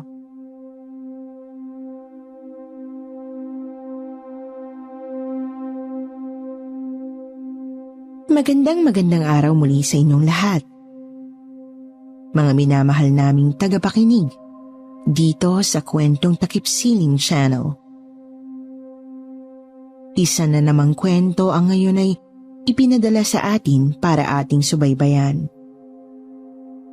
Tawagin na lamang daw natin siyang Diyosa, ang letter sender natin para sa araw na ito. At ang kwentong ibabahagi niya sa atin ngayon ay patungkol sa di umano'y kakaibang karunungan ng kanyang lolang albularya. Pakinggan natin ang kanyang istorya.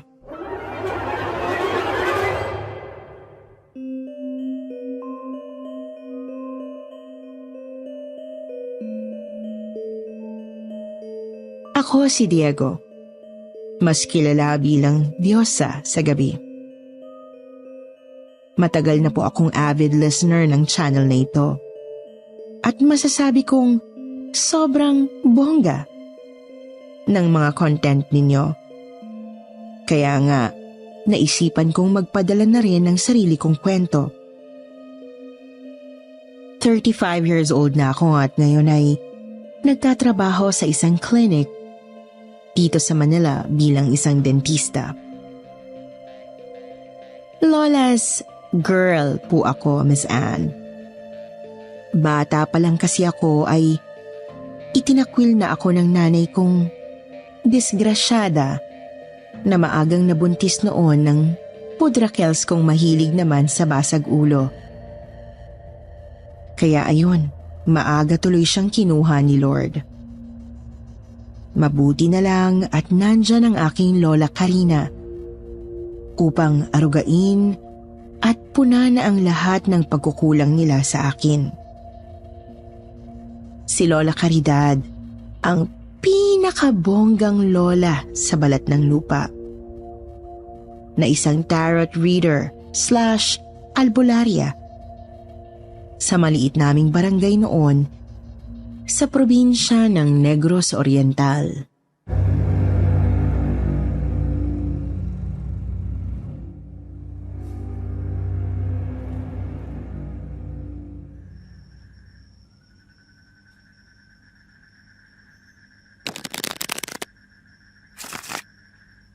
Apo, Diego. Halika nga rito't paypayan mo ko habang binabalaso ko itong baraha. Diyosa po, Lola. Diyosa, hindi Diego. O siya. Diyosa na kung Diyosa. Halika na rito't banas na ako. Napakaalinsangan ng panahon ngayon. Parang hindi naman kayo binabanas kanina nung nakikimarites kayo kina Aling Cecilia nung nandun tayo sa lamay ni Mang Raul. Ang init-init nga dun eh. Abat, ikaw talagang bata ka. Napakatabil ng bunganga mo, ano? Eh ano po ba kasi talagang pinag-uusapan nyo dun kanina?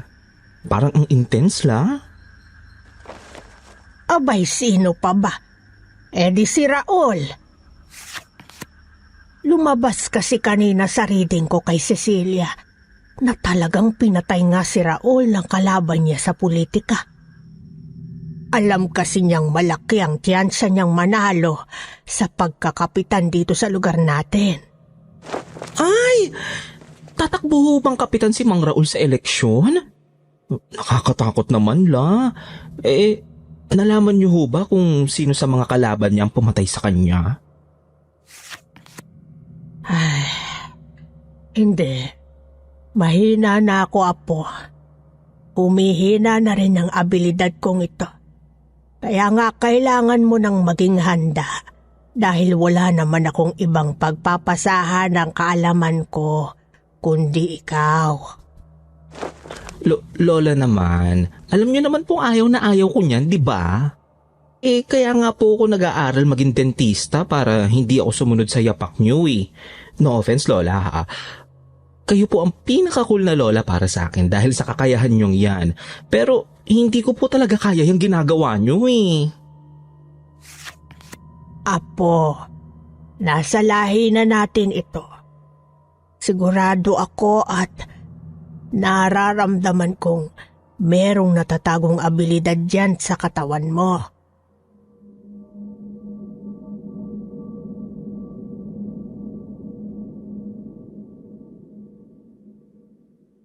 Hindi na lang ako sumagot noon kay Lola Caridad, Miss Anne. Medyo nakukonsensya na rin kasi ako kapag nagsisinungaling ako at sinasabi ko sa kanyang hindi pa lumalabas ang abilidad ko. Kahit na ang totoo, bata pa lang ho ako, ay meron na rin ako noon. Nakakakita, nakakarinig, nakakaamoy at nakakaramdam ako ng mga nilalang na hindi madaling paniwala ang totoong nag-e-exist sa mundong ito. Kasama natin. Pero ayaw kong maging katulad ni Lola Karina, Miss Anne. Noon pa man, alam ko na sa sarili ko na hindi kasama sa pangarap ko ang makipag-usap at makisalamuha sa mga nilalang na yon. Kaya nga sinubukan kong itago na lang ang abilidad ko. Pero talagang matatag ang paniniwala ni Lola sa akin.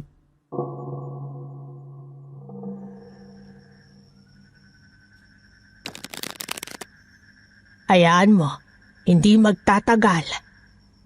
Lalabas na rin ang abilidad na para sa iyo. Kaunting panahon na lang.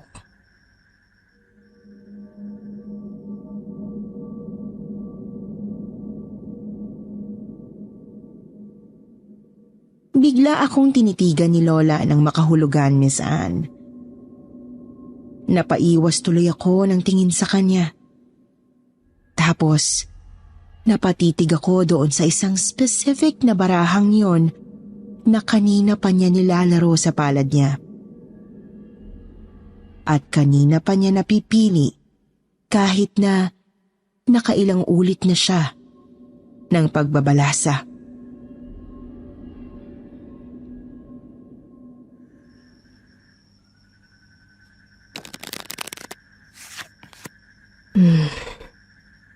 Kamatayan.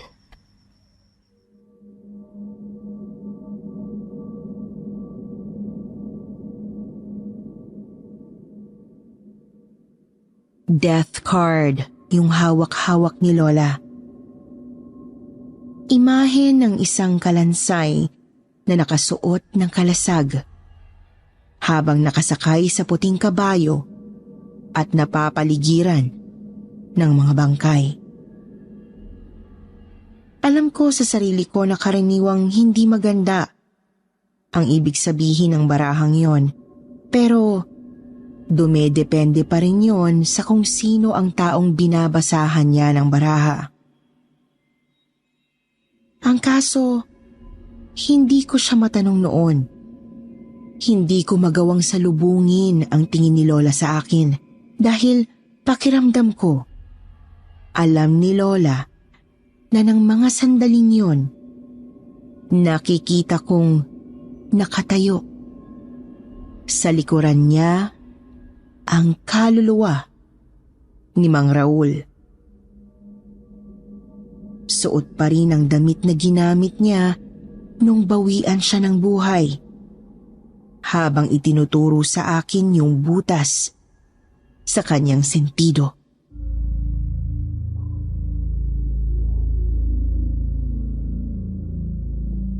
Nakalimutan pala nating magpagpaga po.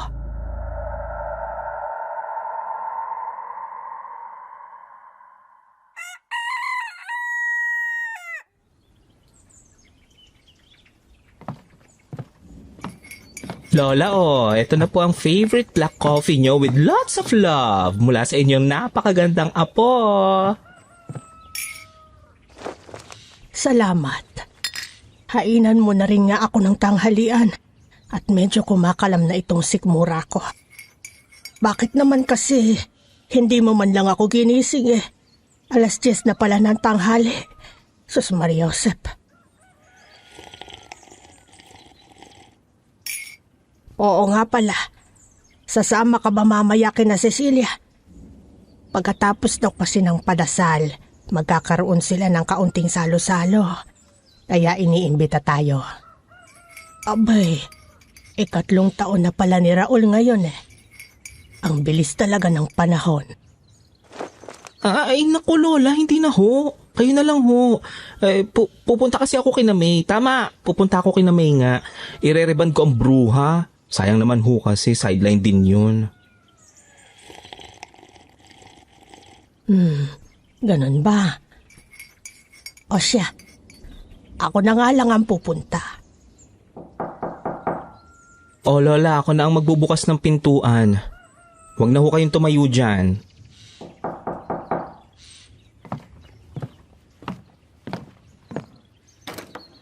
Sino po sila? Dito ba nakatira si Caridad? Yung albularyo? Unang-una po sa lahat, iha po madam, hindi po iho. At pangalawa po, opo, tama po kayo. Dito nga po nakatira si Caridad. Lola ko po siya. Ano pong kailangan nila? Pasensya ka na, iha. Hindi ko kasi alam na may dalaga na palang apo si Tia Caridad eh. Pakisabi nandito yung anak ng dati niyang kapitbahay sa Siquijor, si Rosita. Bongga! Ganyan nga, madam. Lola, may naghahanap po sa inyo. Rosita daw, Junakis ng dati niyong kapitbahay sa Siquijor. Rosita, ikaw na nga ba yan? Anak ko, halika, pasok kayo, pasok. Ano ka ba naman, Diego? Bakit hindi mo agad pinapasok si Rosita? Alam mo bang malaki ang utang na loob ko sa mga magulang niya? Sila ang tumulong sa akin nung mamatay ang ama mo't wala na akong maipakain sa iyo noon. Ay, sorry naman po. Baka kasi baby pa ako noon la, kaya hindi ko na maalala. Ay, sus Maria Josep. Pagpasensyahan mo na ang batang yan, Rosita, ha? Matabil talaga ang bunganga niyan eh. Teka, sino ba tong magandang dalagang kasama mo? Anak mo? Parang ganun na nga ho. Ang totoo, anak ho siya sa pagkabinata ng namayapa akong kinakasama, Tia Caridad. Siya ho si Clara. Siya ho ang dahilan kaya napadayo ako rito sa inyo. Bakit? May problema ba sa bata? Opo eh. Gusto ko sanang malaman kung talaga bang kinukulam siya. Kaya bigla na lang hong bumagsak ang katawan niya. Yun ho kasi ang sabi ng ibang albularyong nilapitan namin. Kaya lang, hanggang doon lang din ang naitulong nila. Hindi nila nagawang gamutin si Clara. Abay, kung ganun eh. Diego, apo, kunin mo na ang baraha ko, bilisan mo. Hindi na dapat tayo nag-aaksaya ng oras dito. Opo, sige po.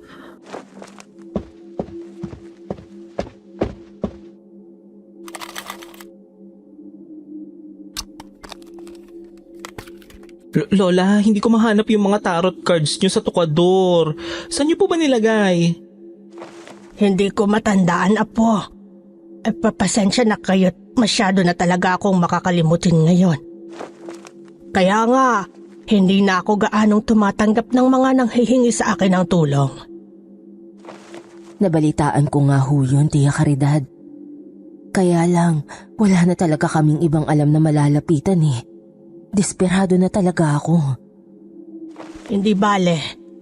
Diego, kumuha ka na lang ng kahit anong ordinaryong baraha diyan. Hindi naman mahalaga kung anong klaseng baraha ang gagamitin natin eh. Mas mahalaga pa rin ang abilidad na gumagamit nito. Yan ang tatandaan mo, apo.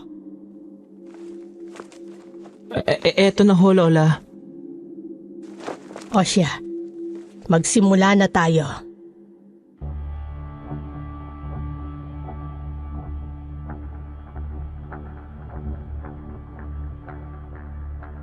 Nagsimulang magbalasa ng baraha si Lola Karina. Hindi ko alam noon kung bakit sobrang lakas ng kabog ng dibdib ko. Kahit na nanonood lang naman ako sa kanila. Lalo na kapag napapadako ang tingin ko doon sa dalagang si Clara na halatang patang-pata ang katawan. Nakaupo siya sa tabi ni Aling Rosita.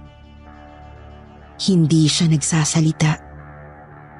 Para na siyang bangkay na humihinga.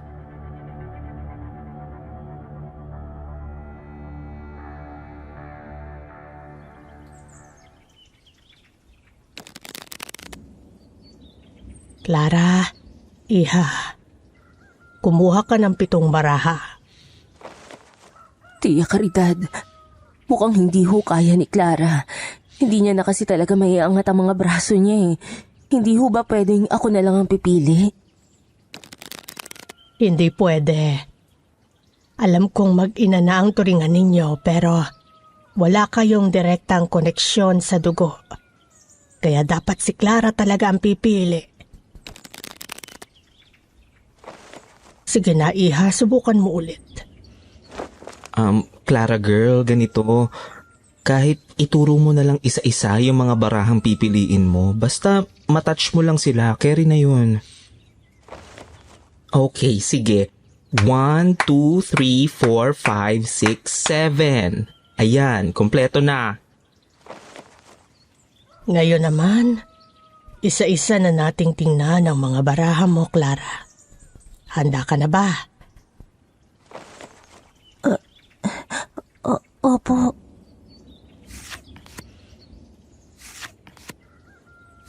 Ay, Diyos ko. Bakit, Tia Caridad? Anong nakikita mo dyan sa mga barahang yan?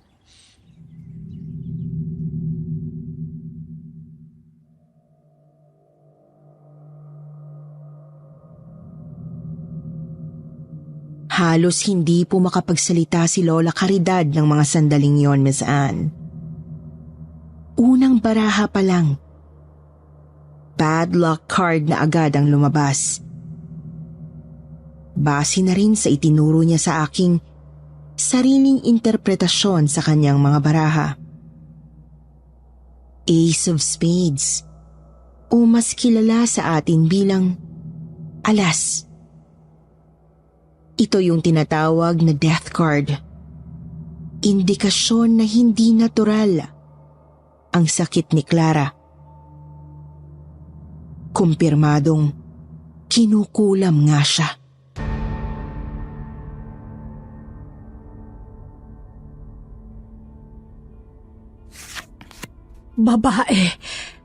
Babae ang may gawa nito. Isang babaeng traidor at mapagpanggap. Isang taong lubos mong pagkakatiwalaan, Clara. Mag-iingat ka sa taong ito. Hindi lang yan ang balak niyang gawin sa'yo, kundi mas malala pa. Nine of Spades, Lola. Kamatayan ang ibig sabihin niyan, di ba? Yan din ang barahang nagre-representa sa deepest type of betrayal. Hindi lang yon. Sinasabi rin dito sa baraha mo, Clara, na may kinalaman sa pera ang ginagawa sa iyo. May kinalaman sa yamang iniwan ng tatay mo. Ibig sabihin, yung taong ito ay malapit lang sa iyo.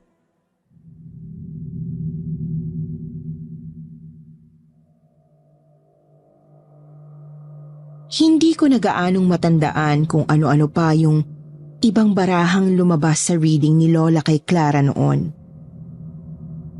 Pero ang alam ko, halos lahat po yun. Masama ang ibig sabihin. Mga bad luck cards kung tawagin. Mga barahang nagpapahiwatig ng kamalasan, kasakiman, masamang plano o balak, pati na rin kamatayan.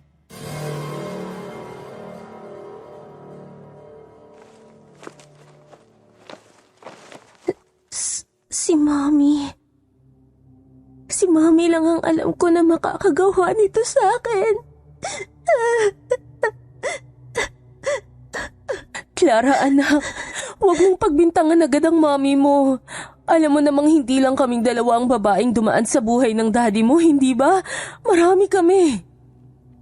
Pero Tita Rosita, sa inyong lahat, si Mommy lang naman po ang may dahilan para saktan ako. Siya lang. Di ba nga po, kaya niya lang naman ako binuhay nung ipinagbuntis niya ako. Ay para hindi maputol ang pagsustento sa kanya ni Daddy ng pera, kahit nahiwalay na sila. Tita Rosita, sa tingin ko po nakarating na kay Mommy ang balita na sa akin iniwan ni Daddy yung lahat ng ari-arian niya. Kaya niya ginagawa to. Kasi kapag nawala na ako, malaki ang tsansang mapasa kamay niya yun dahil siya lang naman po ang natitirang direktang kadugo ko.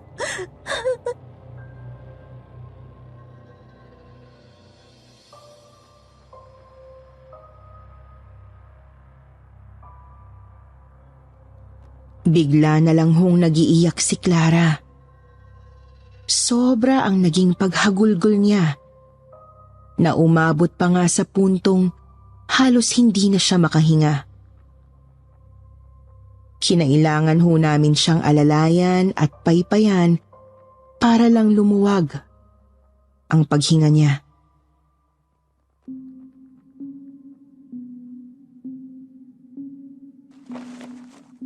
Tia Caridad, ako na ho ang magpapaypay kay Clara.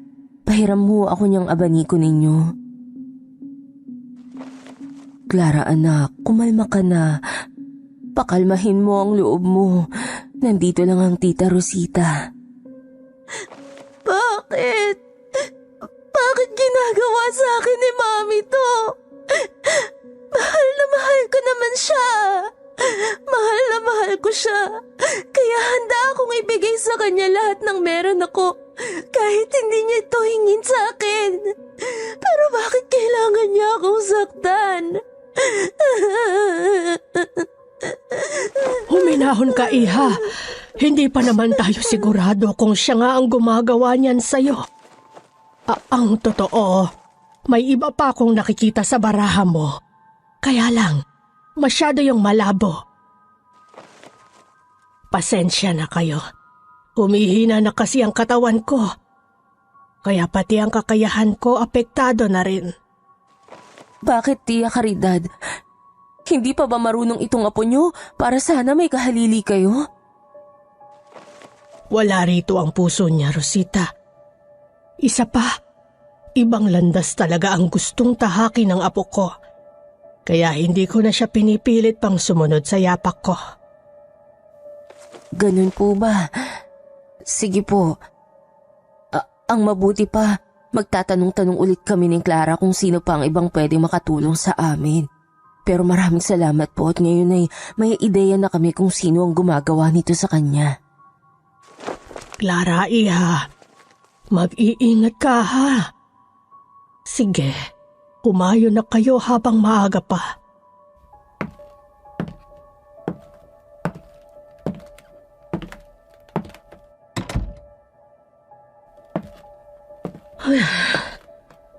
Apo, doon na muna ako sa kwarto. Pagod na ang katawan ko ngayon. Para akong babagsak. Po, di halina kayo sa ospital na. Paloka naman kayo eh. Bakit pa kasi kayo tumanggap ng kliyente ngayon? Kailangan ni Clara ng tulong, Diego. Yun lang ang dahilan ko. Sige na, papasok muna ako sa kwarto, ha? Huwag ka na mag-alala. Dito lang naman ako eh. Hindi naman ako aalis. O siya, sige ho, Lolay. Matulog na muna kayo. Tatawagan ko na lang kayo kapag kakain na ng hapunan.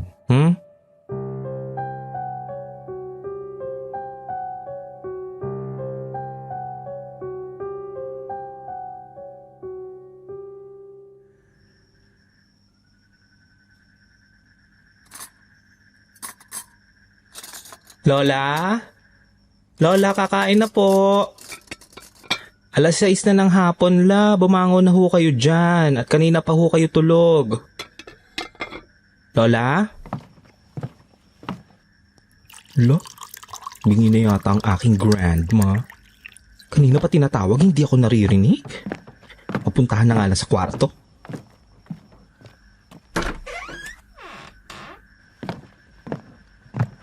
Lola, halika na ho. Kakain na tayo. Masarap ang ulam natin. Dali! Lola, tumayo na ho kayo dyan. Huwag na kayong pabebe. Ay, Lola, sabing halika na. Lola? Bakit ang lamig nyo? Bakit may bulay ang bibig nyo? Lola! Lola!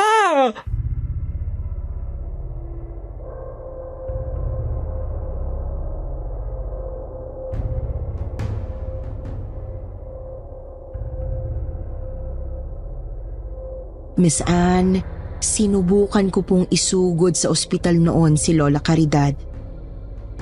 Pero, hindi na po kami umabot. Para akong pinagsakluban ng langit at lupa.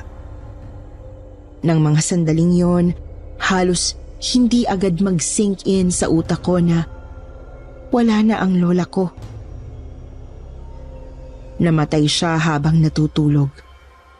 At hindi masabi ng doktor kung ano talaga ang naging sanhi noon.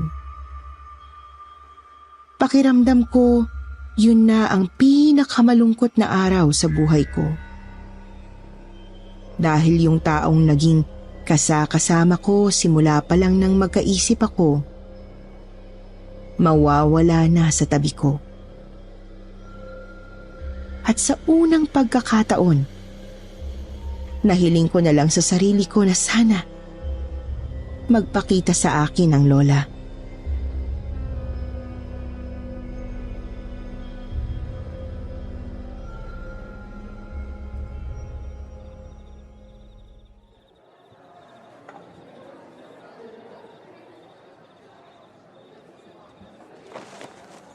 Nakikiramay ako sa pagkawala ng lola mo, Josa. Clara? Nakakatayo ka na? Nakakapaglakad ka ng mag-isa. Ang totoo, bago kami umalis sa inyo nung araw na yon, may iniabot sa akin si Lola Caridad. Itong rosaryo, palihim niyang ibinigay ito sa akin. Kalakip ng isang sulat na nagsasabing isuot ko raw ito at wag na wag kong huhubarin. Alam mo ba, pagkasuot ko pa lang nito, gumaan agad ang pakiramdam ko. Parang biglang bumalik ang sigla ko. Ganun ba? Sino naman ang kasama mo? May iba pa bang nakakaalam tungkol dito? Wala. Tayong 3 pa lang ni Tita Rosita. Ang kaso, hindi siya nakasama sa akin ngayon dahil medyo masama raw ang pakiramdam niya. Gusto nga sana niyang bukas na lang kami magpunta dito pero nagpumilit ako kasi...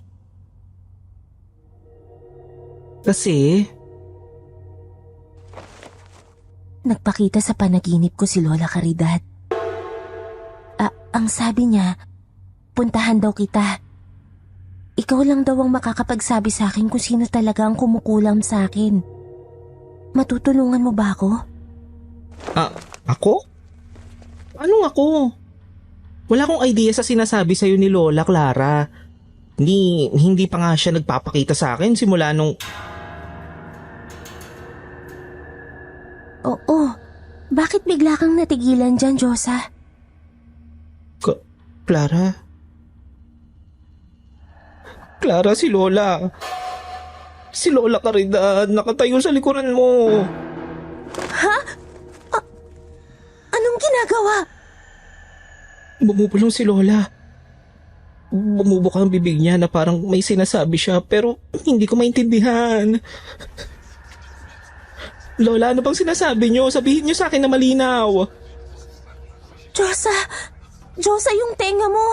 Dumudugo yung tenga mo. Ang sakit. Rosita. Si Rosita ang pumatay sa akin, Diego. Siya ang kumukulam kay Clara.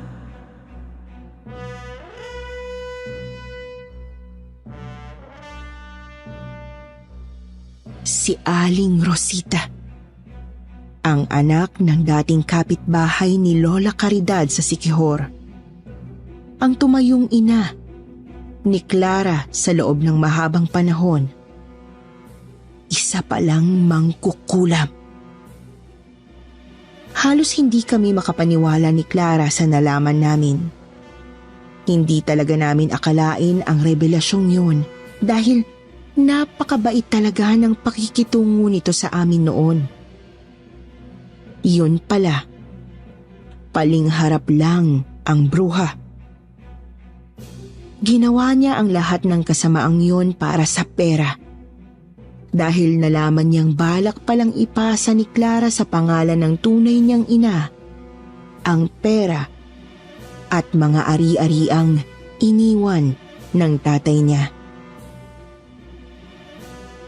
Nang malaman ko ang bawat detalye kung bakit niya ginawa yun, ay talagang kumulo ng matindi ang dugo ko kay Rosita.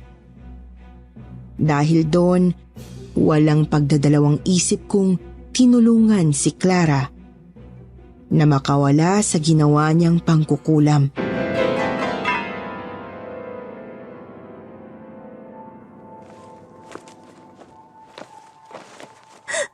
Kung ganun, kaya pala ako dinala ni Tita Rosita kay Lola Caridad.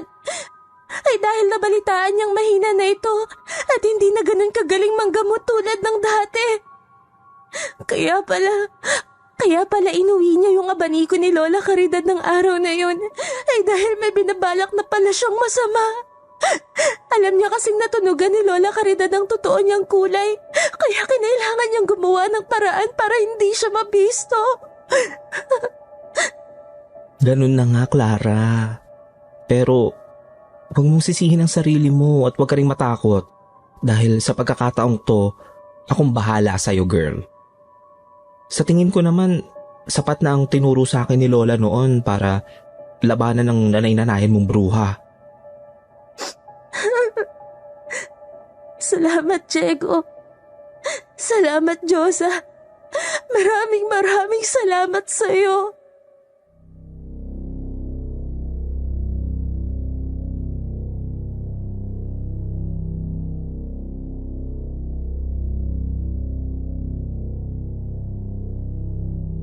Miss Anne, hindi ko na po idedetalye pa sa inyo kung paano ko nagapi si Rosita. Dahil masyado ng sensitibo ang mga detaling yon para ilarawan ko pa sa inyo. Basta, tinulungan ako ni Lola Caridad hanggang sa kahuli-hulihang araw ng pakikipagtuos ko sa mangkukulam na pumatay sa kanya. Tulad ng sabi ko sa umpisa ng sulat na ito, isa na po akong ganap na dentista ngayon. At kung tatanungin niyo kung anong nangyari kay Clara pagkatapos ng nangyari, huwag po kayong mag-alala dahil naging mabuti ang kalagayan niya. She's now a mother of twins na pareho kong mga inaanak at maayos ang buhay niya sa piling ng kanyang binuong bagong pamilya. Samantala, tungkol naman kay Rosita, huwag din kayong mag-alala dahil hindi ko naman tinuluyan ang bruha. Pinatalbog ko lang naman yung kulam na ginawa niya kay Clara. Kaya ayon, habang buhay na siya ngayong paralisado, lumpo, at nag-iisa sa mundo. Kaya ito lang ang gusto kong malaman niyo.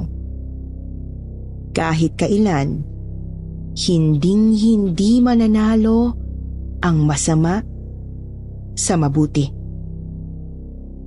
Kahit kailan, hinding-hindi matatalo ng dilim ang liwanag. Yan ang itinuro sa akin ng karanasang ito. Kaya sa wakas ay nagawa kong tanggapin kung ano at sino talaga ako. Ako si Diyosa, ang napakagandang apo ni Lola Caridad at ang nagmana ng kanyang mga baraha. Maraming salamat po sa inyong pakikinig. Hanggang dito na lamang. Paalam.